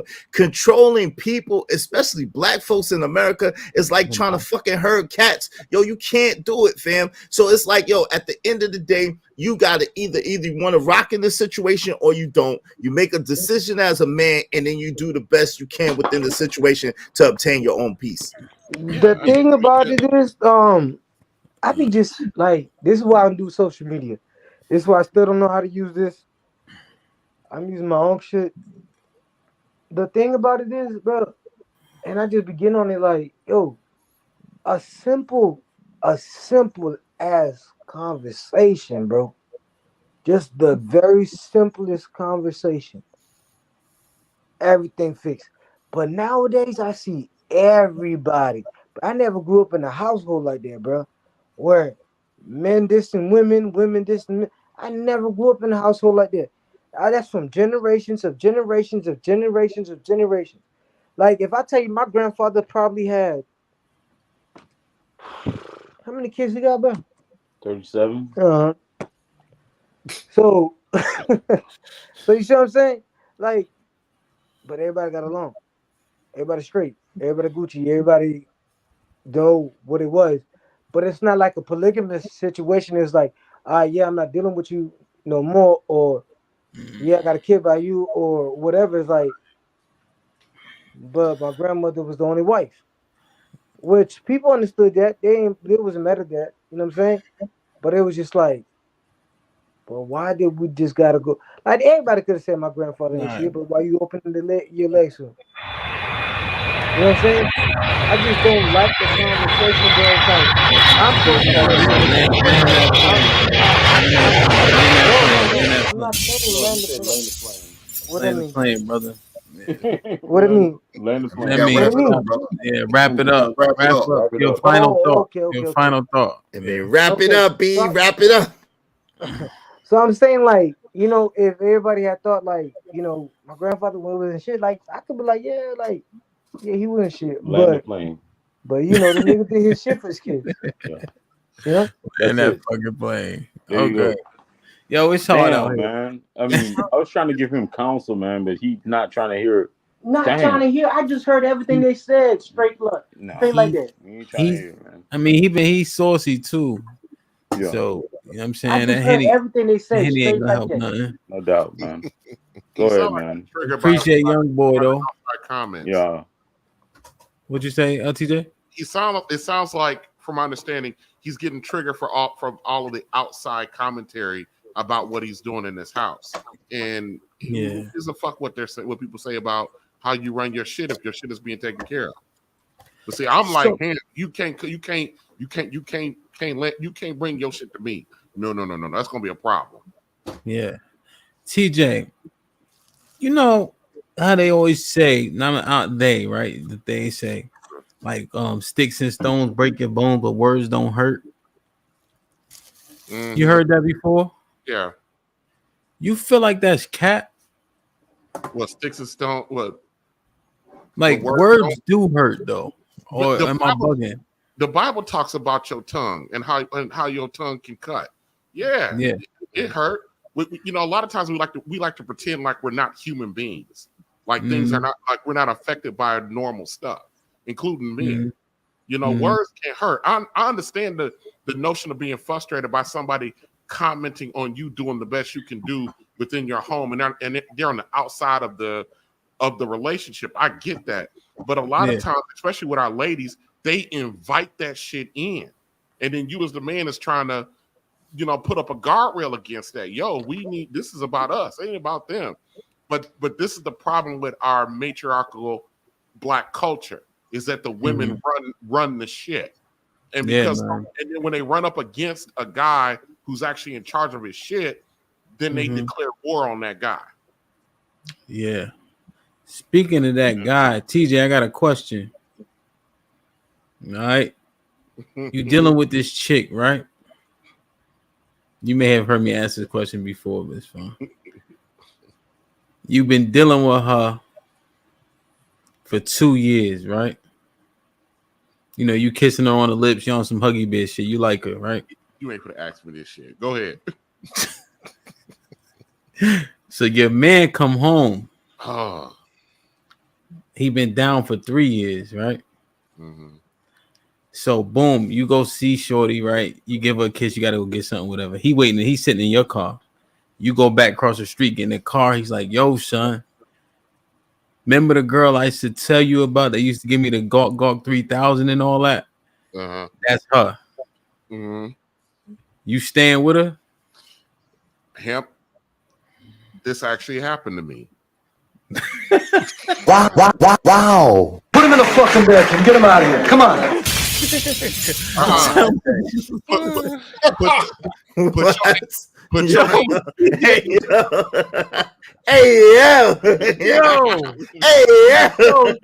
this is the first time in history this actually pertains. You're a victim. Hey, yo, you triggering right now. Yo. I gotta hear this. Lord. I gotta hear this. You want answers. I want the truth. Put your hand back on that old wild buzzer. It wasn't a friend. Wow. It was a family member. Oh Lord. Wow. Oh my God. Man. Shit like that. Tell us the story, Negro. We waiting. Yeah, what you waiting on? We on the edge of our seats. We leaning in and shit. We leaning. We leaning forward. Like a cliffhanger. Well, first of all, I was actually a senior in high school, and I was dealing with this chick about a couple years older than me, and I was dealing with it. Get me off the damn screen like that, man. Yo, I done sat back and everything. Yeah. So I was dealing with this chick for a couple years. I actually, through my senior year, through a transition before I went to college, man. Yeah, man. I mean, I was hot and heavy with it. We were booed up, all this good shit, and then invited her to a fucking family event, and then my cousin walked up and he was like, greeted her. She was like, yeah, I'm with TJ. And she was like, TJ, that's the chick I used to. And I heard all these stories about the one, but never knew who she was. So a couple of years had went through, and it was somebody in the family. So the question is, what did I do? Shit, the damage is done. Kept doing the fuck I needed do. to Yo, use wild beat. Yo, put him in the fucking bedroom. Get him out of here. Come on. Wild beat. Was she wifey though? Was she your girl? She was my girl. Oh God, son, you's a wild boy, yo. Wow. Well, if you don't know, for 2 years you don't know. Y'all still together? God bless the dead. No, she was actually. Oh, God rest her soul. Oh, damn. Yeah, she was murdered. Damn, sorry to hear that. Dude, by the next dude after me. Oh, the dude after me. The dude after me, man, took her out. Damn, son. I mean, she was fine. This motherfucker was fine too. Yo, Damn. It couldn't be So me, you- but hey, you're a So better you man than stayed me. with man. Shorty? Yeah. Look, my cousin used to he used to give me all kind of tips how to deal with her, how to regulate her, because she, you know, had a mouth on her. I would call him, be like, yo, Jamie, look, this what? He didn't give no. At that point, he didn't give no damn. Yo, this is a different type where. Let me be clear. Let me be clear though. He was on some so he was in a relationship with her before too? Oh my God, bruh. Oh, he liked her. Yeah. And he gave him points on how to do Y'all wow. wild. They wild, yo, they wild at me. They So wild. that's crazy. But in this scenario, she just a slide. Like he don't say bye. He don't say bye when he leave. None of that. He pulling a wig off, all types of shit. Yo, it was wild shit going down. You know that. But so y'all be like, yo, Jamie, what you doing? She did this? Yes, I sure the fuck did. Hey, yo, son, yo, you seen School Days? This is like on School Days past. Yo, he's a wild boy, yo. Oh my yo, God, son, it couldn't be me. Put him in the fucking bedroom. Get him out of here. Come on. Yo, Israel, question. What up, man? Fool, You don't got ask me two- nothing like that. You got 2 joints, right? Mhm. One of them, she like a 9, 10, right? You've been trying to get it. You know what I'm saying? So she finally like, all right, come through. She 2 hours away. You got another joint, you know, a little fat joint. You know how they do. Every You know what I'm day saying? on deck. on call. But you know, she ain't that cute, but you know, she one of them, right? Reliable. Yeah. She 20 minutes away and she gonna Uber to you. Which one you taking?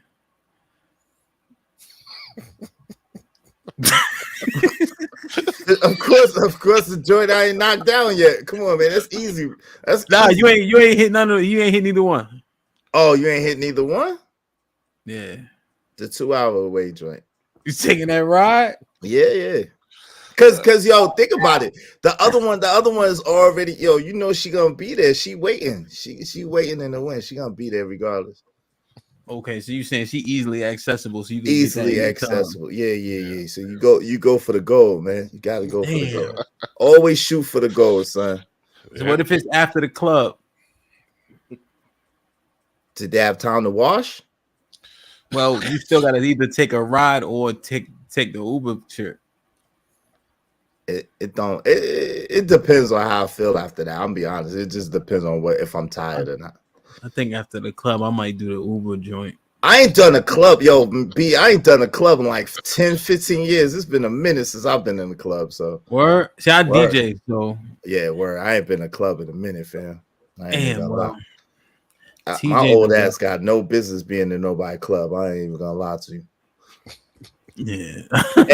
hey, Hank, you still be up in the club, Hank?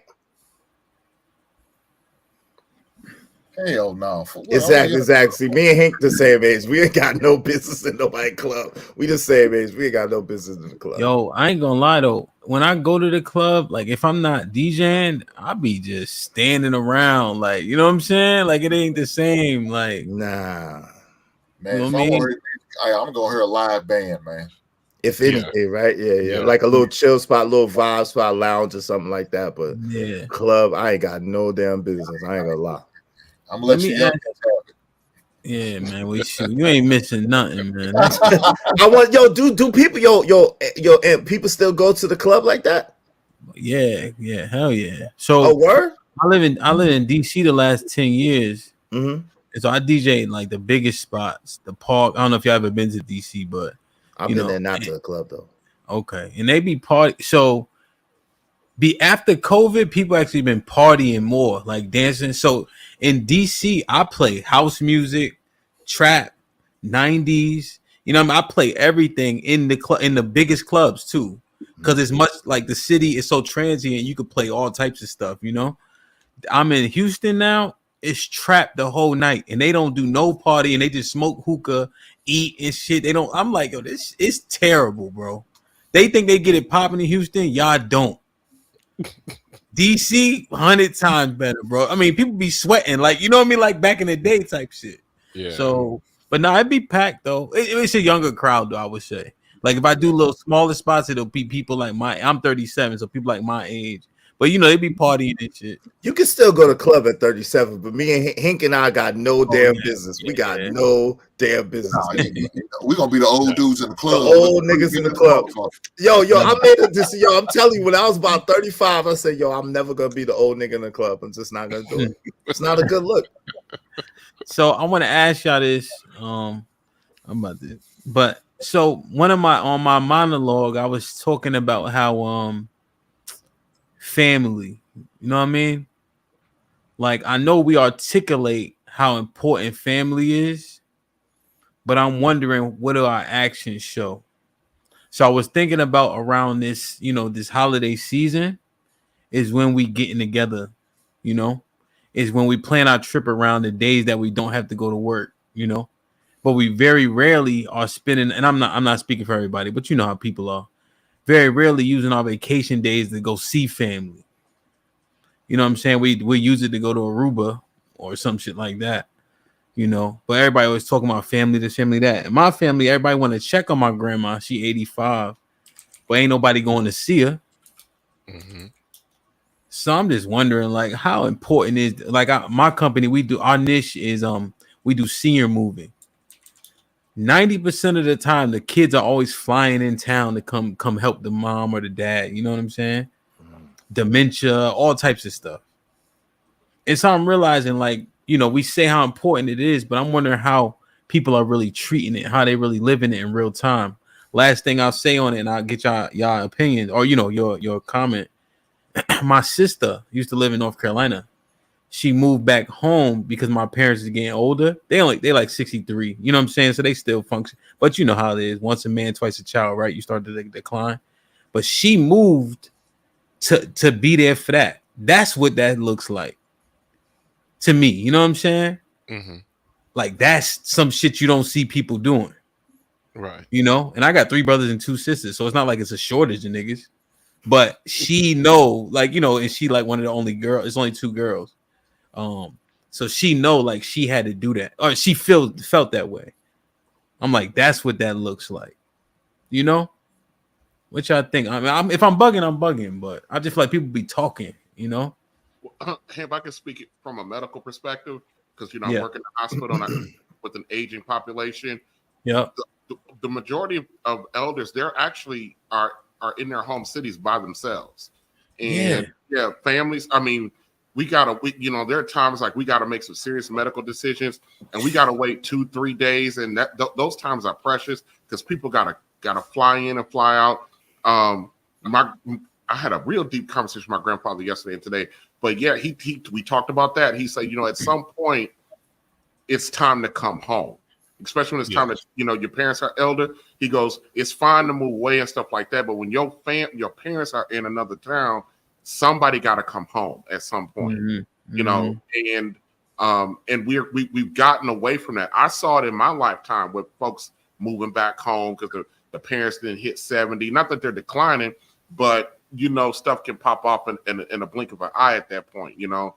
So no, I don't think you bugging at all. It's a real life thing, especially if you're late Gen X, Gen Y, millennial. You know, if you're in the 35 to 45 age group, you know what I mean. We're spread out over the country. Most of us left our homes and set up camp other places. I'm not in my home state anymore, you know. Right. And and I've thought about that too. Is it time to go home? Is it time to go home? Yeah. Real shit. Sure. No, that's. Damn. I don't want to go, but I'm just saying.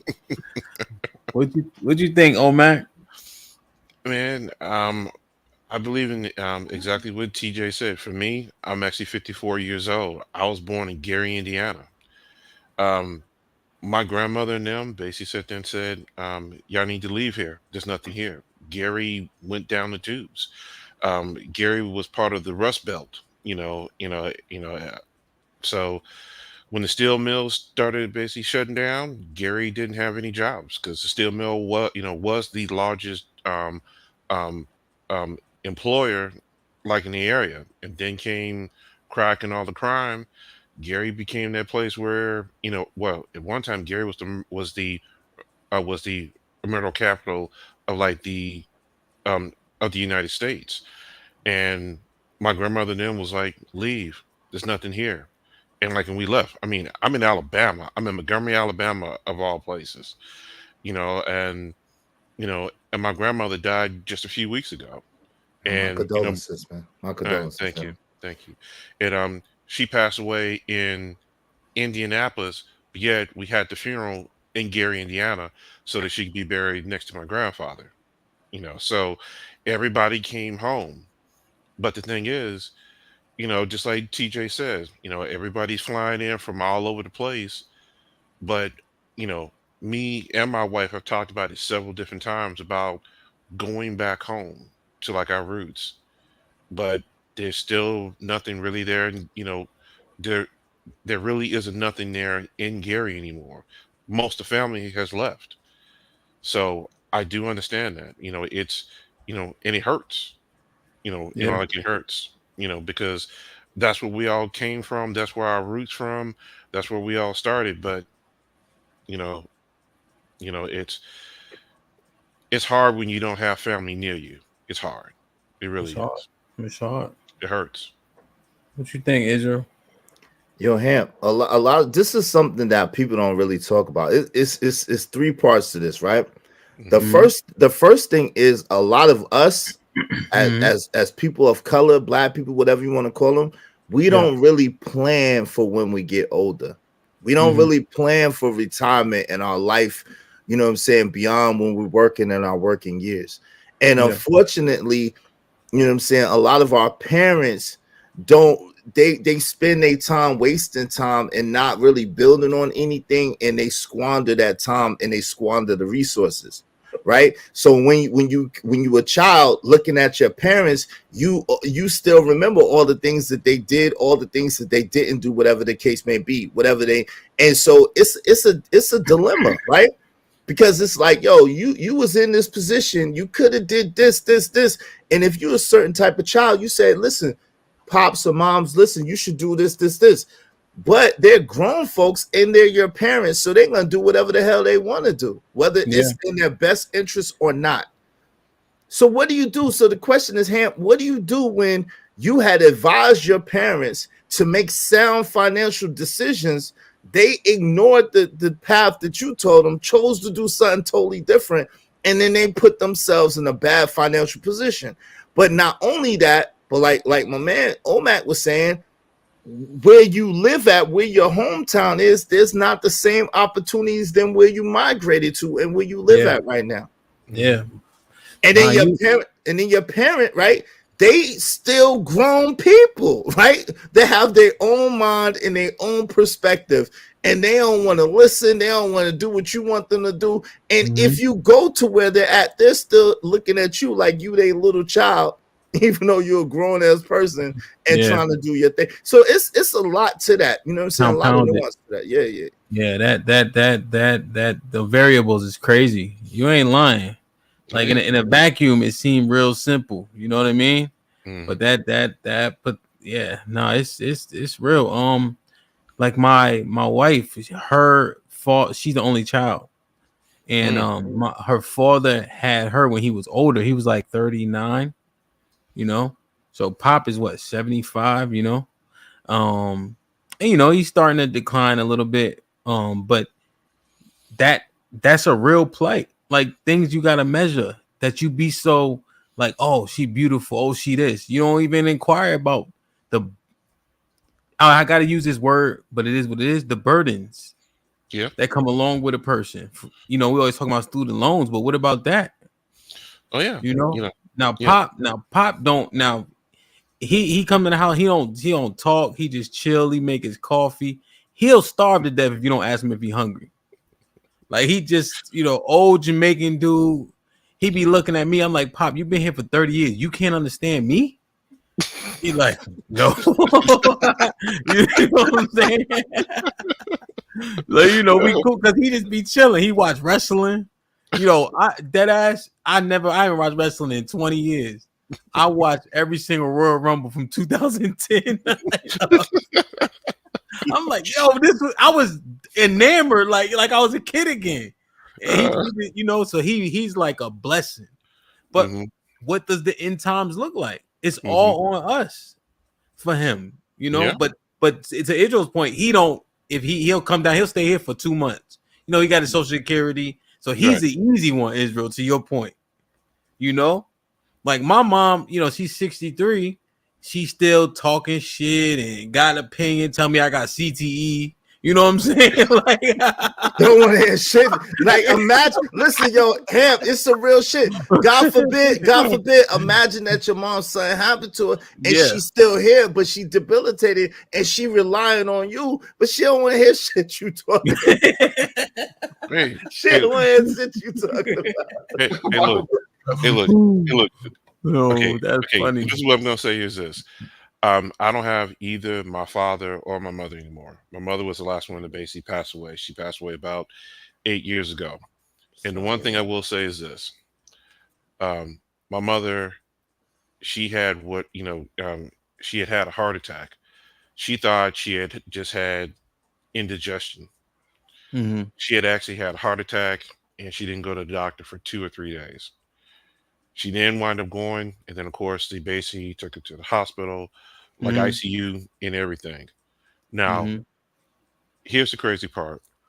Because my mother did not have any insurance, just disability and also Social Security, that was still a massive bill. Yeah. And the fact of, you know, no will, no life insurance policy, no nothing. So that meant when she passed away, me and my wife, we had to sit down, and my wife just understood this was going to be, you know, that I was going to have to take care of everything. And when you have 4 kids and 2 of your kids are in private school at the same time too, that's not an easy burden. It's not an easy burden to do. But when when it's all said and done, I wound up getting it done. Now, my younger sister, financially, she had her divorce at that time, so she didn't have any money. So that really came down to me. And like you're right, my mother used to have all these other things, and then over time, she squandered it. Yeah. And then was all left down to it was her children to basically handle it. You know, and that's a hard thing to do, brother. It's a hard thing to do. Yeah, man. Damn, man. That shit. Yo, real shit though. The men, it's so crazy to me, man. You know, I'm actually gonna do an episode on this on Tuesday. So Israel, I got a show. It's called The Women's Point of View. So it's all women and then just me for like the first hour. Then I drop the link and then, you know, they basically go at it. Like, but these women, they cam up, they ain't afraid, they talk shit. We actually went, we had an away game, I call it, on Team Fatty's channel. Yeah, I saw that. You know what I'm saying? So you see, they ain't scared, you know what I'm saying? So so I'm doing an episode, I think it's gonna be high EQ, you know, that whole emotional intelligence. And so that's gonna be, I'm gonna drop the link early because I ain't gonna kill myself arguing with them. But yo, do you believe in that, Hemp? Though, real quick, do you believe in that? Yeah, I don't believe but in it. If let's say hypothetically we did, right? Men show it, I feel like, seamlessly in conversations like these. The fact that we've been told for so long, use your words, you know, tell me why you crying, tell me why you know, because that was told, we wasn't allowed to just cry per se, you know what I mean? Now we were told to shut up too. There's some of that, of course, but we often get to a solution because we always had to get to solutions. To me, that's emotionally intelligent. You know what I'm saying? Like, so I don't want to go too much into it, but does that make sense? Like the fact that we get to a solution, or are we coping in a different way? You know what I'm saying? Nah, I feel where you're going with that. I mean, at the end of the day, if you see, and y'all talk about this a lot. I've heard you before. You know what I'm saying? I watch from the clouds or whatever the case may be. Word. Yeah, you in my algorithm, man. People that watch you watch me. So you in my algorithm. I've been peeping. But thank you for having me up here, by the way. Shit like that. Shit like that. No Shit like doubt. that. Shit like Yeah, that. no doubt. But this is the thing, right? Men, we're problem solvers, right? By nature, naturally, we look at a situation, we're automatically looking for like how we could solve this situation, how we could bring it to a good conclusion, whatever. And then the fact that we really, as men, and y'all correct me if I'm wrong, we really look at it as the best interest of everybody involved. Like, how can everybody win in this situation, right? Or if they can't win, how can everybody have the best particular outcome? It's not just about us. It's not just about what we want. It's not just about what we think. You know what I'm saying? And so when we're looking at a problem, and like you said, much to your point, Hamp, we like, use your words, and especially knowing that we stronger than them, knowing that we can overpower them. We really a lot of times try to chill and bring it all the way down, try to resolve it with them, talk to them, converse with them, and try to hit them with logic. And unfortunately, most of the time they hitting us with some other shit that ain't logical.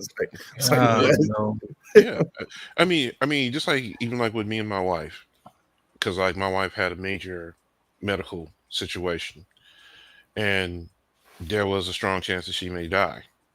So so now for me, I'm an Army veteran. I got I got a lot of different things that basically has happened to me because like I've been in the military, but we made sure that no matter if she dies or if I die,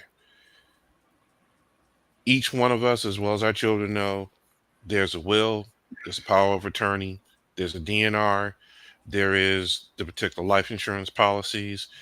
They understand that, hey, dad and mom have investments. They understand that, hey, dad is into crypto. So they understand those things. But just like you said there and said, it's about having that structure there so that one, even even later in life, we have structures basically set up to where one, who's going to be taking care of us. Now, me and my wife, we've been married for 26 years. She ain't going anywhere. I'm not going anywhere. And besides, neither one of us want anybody else counting out that medication. You know what I'm saying? We ain't going nowhere. Shit like that. Shit like that. Shit like that. Look, man. Real is real. Marriage will work if you work it. But those are the things you got to deal with. These are the hard conversations of, hey, look, if dad passes, here are the life insurance policies. You don't have to worry about this. This is covered. Versus someone dies and they just, and there's all this debt left on the family.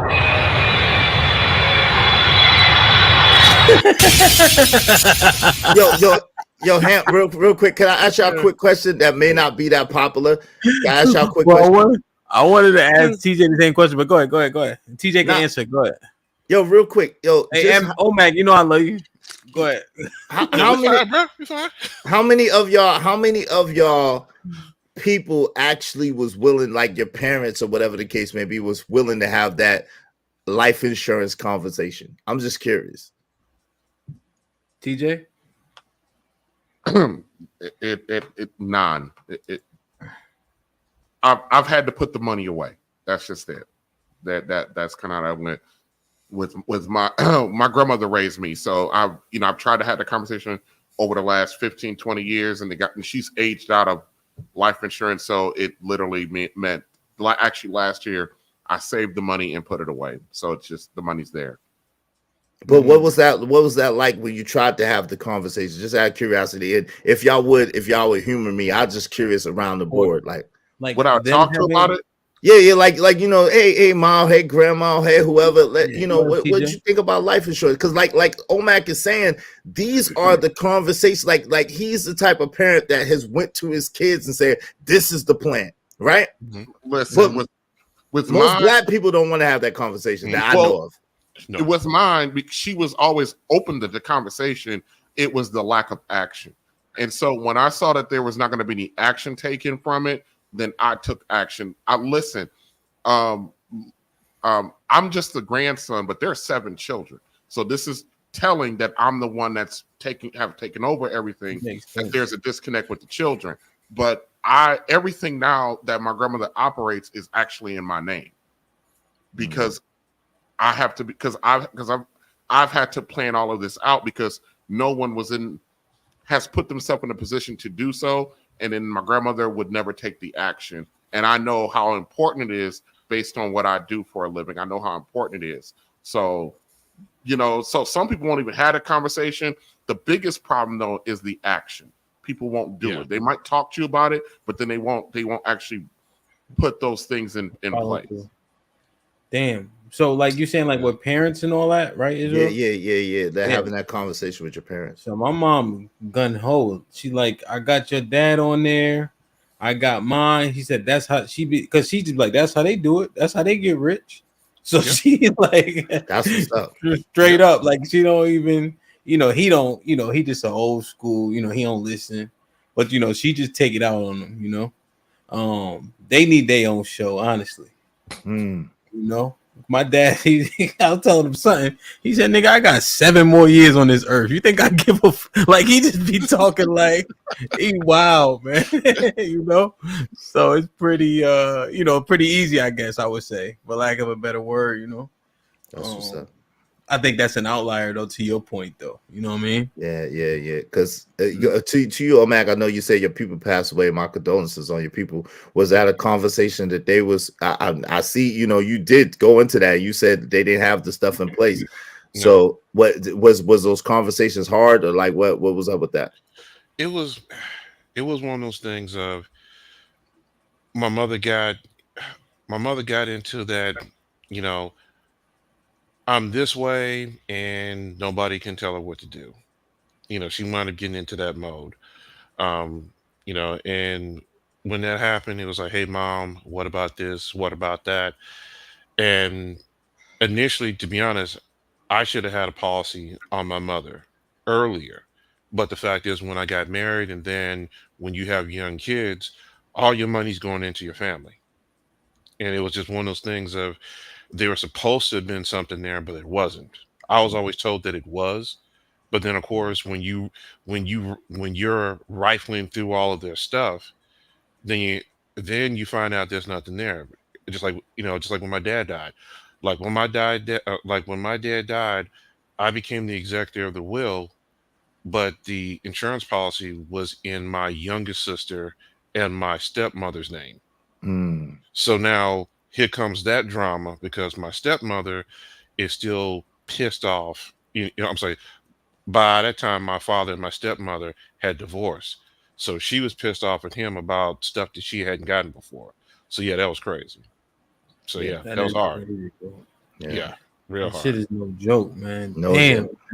And these are conversations, unfortunately, Hamp, that a lot of people in our community don't want to have, man. They be like, yo, you ain't gonna take me out. Like, you're like, what? Like, yo, hey, don't you understand that if I have you as if I'm the beneficiary on your policy and something happened to you, I'm the first person they're gonna look at? Like, what are you talking about? Like, yo, you want your name on the policy?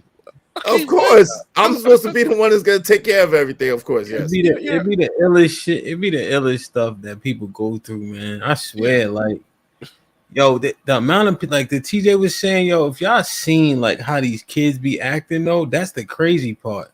Like when we dealing with the parents and the parents is going through dementia and things of that nature, and like they just so, and I ain't gonna hold you though. 90% of those communities is white people. Yeah. White, Asian, predominantly from what I see, and I've been moving them all around the country. So that's one thing I can say. I feel like at least black people keep Black and Latinos largely keep their people in the house somewhere. I don't know if that's the better option, but I feel like it's more righteous than putting them in a home. I could be wrong though, because the communities be nice as hell too, But I don't know, man. That shit is something else, man. Damn, man. Interesting. Like, share, subscribe, tell a friend to tell a friend. Hit that like button right now if you can. That helps the channel the most. I just want to say I appreciate y'all for coming up. This was a conversation unlike most you see on these YouTube streets. Wasn't super provocative, especially my initial monologue, but just addressing some of the things we see and I don't know, thinking of them differently. So I appreciate it, and I knew from the jump we wasn't gonna pack the house, but whoever tuned in with us, I think they got something from this for sure. You know what I mean? Yeah, definitely. So we'll be back, God willing. Monday it's the HQ. It's me and Q. I think we having teacher. I think we're gonna have a brigade of women who like women. So interesting. Oh boy. Yeah, and that shows at 11 a.m. Central, 12 p.m. Pacific, Eastern. Sorry. So that show gonna be crazy if it is what I think it's gonna be. And then Tuesday, we have the midday with Love. She crazy as hell too. Israel, just to paint a picture of her. I know of Love. I know of Love. Oh, all right. I watch him. I watch y'all, man. I watch y'all. I know what it is. I be watching. Yeah. Word, I appreciate it. Yeah, no doubt. I'll be hitting the like button and stuff. You know what I mean? And all that. Yeah. Yeah, I got you. Me and her, we go live 12 p.m. Eastern on Tuesday. Then we do the women's POV, and then we got the original This Might Be Risky show, man. So we're just trying to grow, man. We building. Hamp, you're doing a good job, yo. You got something going on over here, Hamp. For real, you got something going on over here. You doing your thing. Thank you. I'm trying, man. It's but it take a village. You know what I'm saying, for people to see your light shining and then help you shine it. You know what I'm saying?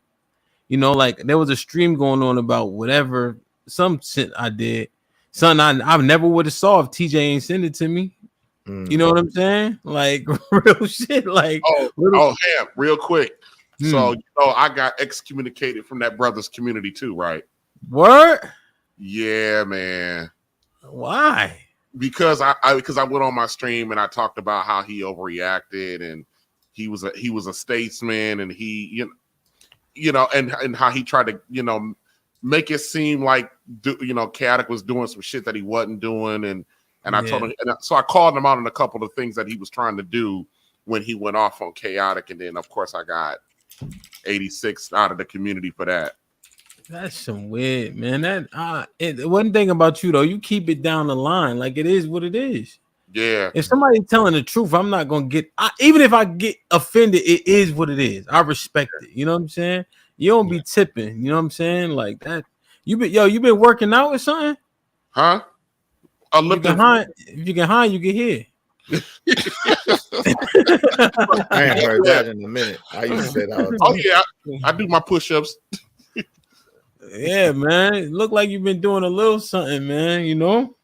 Yeah, I gotta get a new broad over here, man. I gotta lose some of this weight. Gotta fix my grill. I gotta do it. Regular shit. Yeah, regular shit. It's regular shit for us ugly niggas, man. We can't get too hefty, bro. No. You know what I'm saying? They be trying to boost me up, talking I'm an 8. I said, nigga, 8 where, nigga? Right. I talk good. You get it popping over. You get it popping over here, man. You handsome. Yo, Hamp, you handsome now, nigga. Hey, look. Now I'm here. Yo, Israel, 10,000 subscribers make you handsome. You know what I mean? Yeah, that's what happens. They say you popping in these streets, huh? That's how it goes. Hey, look. It basically goes like this: the more successful you are, the more handsome all of a sudden a man gets. It is amazing how that works. It's amazing. Oh yeah, Hamp. I basically dropped that link for you. You guys are basically growing good. It's on Social Blade, so like you guys are doing well. That link. What's Social Blade? That's actually your link. It basically shows you the quote unquote like the analytics. Oh, word. Yeah, you moving up in these streets, Hamp. Y'all moving up in these streets. I'm Trying, telling man. you, man. Yeah, like this is stuff You like I kind buzzing. of told you about before about Yeah, how you so- you can basically maximize this stuff because like Yeah, you I actually got to gotta growth to do better. 36%. I gotta do better. Yeah, I gotta call you because in Israel, one thing I try to do is be organic. You know what I'm saying? Like I don't really hop on that many panels. Like if somebody invite me, I'm not, act like I ain't going. But just generally speaking, like try to just build it. I see dope content. Like TJ, how long ago was that when you came on? He reviewed something like, but just seeing good content, good people, good like the men especially, like Angry Man hopped on a few times. I make sure I always give people their flowers. You know what I'm saying? Yeah. I seen him up here. I be watching, man. I be watching. Yeah, no doubt. I be watching, B. I be watching. I don't say nothing much. I be watching. Yeah, word. You So know what I'm I'm humbled by you hitting the link, man. Especially on a lighter day for sure. Yeah. I was coming, you know what I'm saying? I was like, yo, sometimes it be real crazy over here. So I'll be watching. I just like, yo, I don't want no parts of that shit. It'd be crazy. But one thing we always gonna do is laugh though. That's for damn sure. No But- doubt. Yo, Damn, you man. growing, man. Yo, for real, for all jokes aside, no joke. I give flowers too, or like my man say, give, praise. You know what I mean? Whatever you doing your thing, you keep doing your thing, Yeah. keep grinding. You getting there, man. You getting there. You know what I'm saying? Like I said, like y'all heavy in my algorithm. So Yeah, word. That's good. I try to be consistent, man. But I appreciate it, man. I appreciate y'all coming over, having the conversations, and I think today was the one of the more doper ones for me. You know what I'm saying? Because I ain't gonna lie, I had a couple stressful weeks, just work, job changing, a lot of shit. So sometimes these conversations are necessary, when I don't got to carry it, I'm asking dumb questions, real questions. I can actually get an answer. I love, but she get on my motherfucking nerves. she don't give no straight answers now. Nah, Thank you for having me up, man. Love is sneaky. Yo. That's what love is. Love is sneaky. She a woman, Yo. man. That's how some women do. Yeah. That's how women do. It's all She the double Dutch champion of the world, man. Yeah, flip, like that in real life, she the flip queen. I'll flip you for real. I be Yo. laughing, son. Real shit. Let me plug this real quick. I want y'all to hear this. So I haven't got anything feedback. You get copyrights and shit. So the witch doctor, he just came in the chat too. I don't if y'all don't know him, get familiar. So I said, yo, this song right here, I need to flip it. So he flipped it for me in like a half a day. So I use it for my intro now.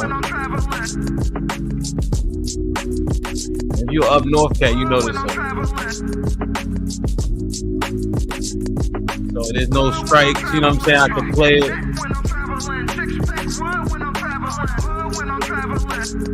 So shout out to the witch doctor,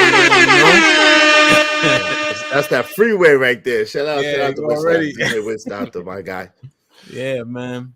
Damn, man. Omac, any final thoughts? Pretty much is this: when it basically comes down to you and your family and being a man.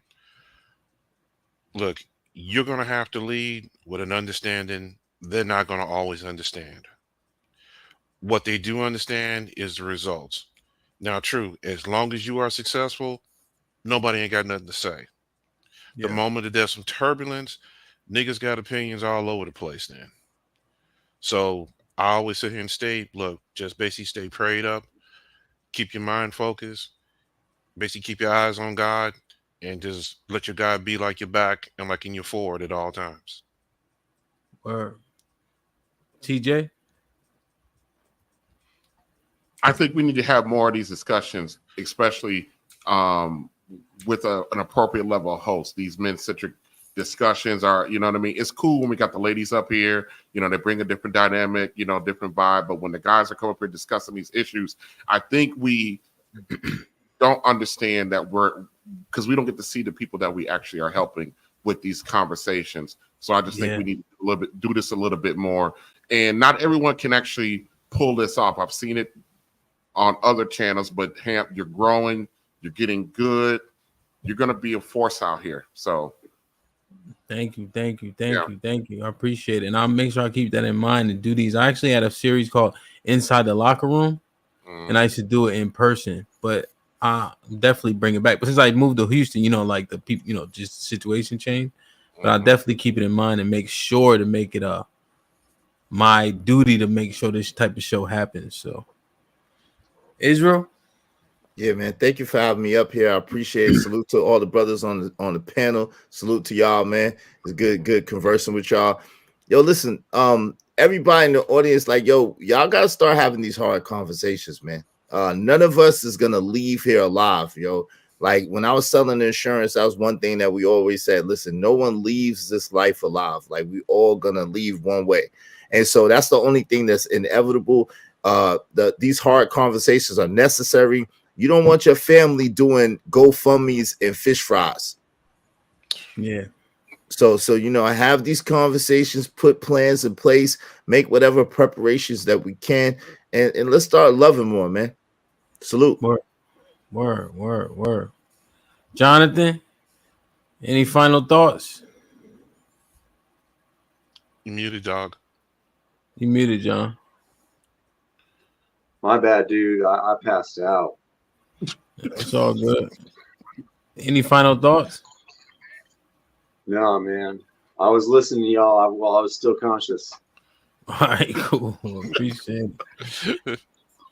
Ramello with the $5 him. I told you 100K. You told me that, bro. And people like Ramello, like we never met, but just the affirmation helps. I don't care what nobody say. I'm always motivated, but you can be inspired for sure. Yeah. Someone tuning in, hitting the link, that pushes me to keep pushing. No shout out to my guy Ramello 747. Excuse me, my bad. Word. Now, one thing I will say, gentlemen, is this, because we're all fathers here. One thing I will say, is this: you don't have to go YOLO into it or not. Every payday, just buy $25 worth of Bitcoin. This is about future wealth generation. $25 a paycheck. Go buy some Bitcoin. Believe me, it'll be your best investment you've ever had in your life. Okay. Great plots, man. Great plots. Okay, I'll look into it for sure, man. In terms of my final thought, just to recap, I started out with the holidays and all that, and if anybody who is a Christian, just look at the stuff that I share with you guys and see if it makes sense. Nobody's asking you to change what it is that you think right away, but at least go put it on your chalkboard, go put it on your whiteboard, and then assess it. Understand what I said makes sense, and then try to break down and refute what I said. That's how you get the most understanding. Right. To refute it right away, you kind of losing some. But try to see how I was right and then prove me wrong. I think that's when you'll get the full understanding of what it is that we were talking about.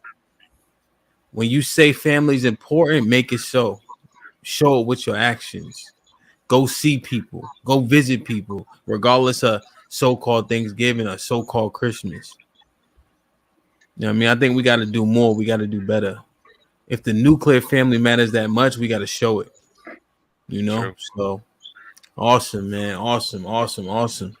I appreciate y'all. I love y'all. Y'all be safe. You heard. Do the right thing. Gentlemen. All right. Love y'all, brothers. Share, subscribe. Peace. Love. Like, share, subscribe. Tell a friend to tell a friend. And we out.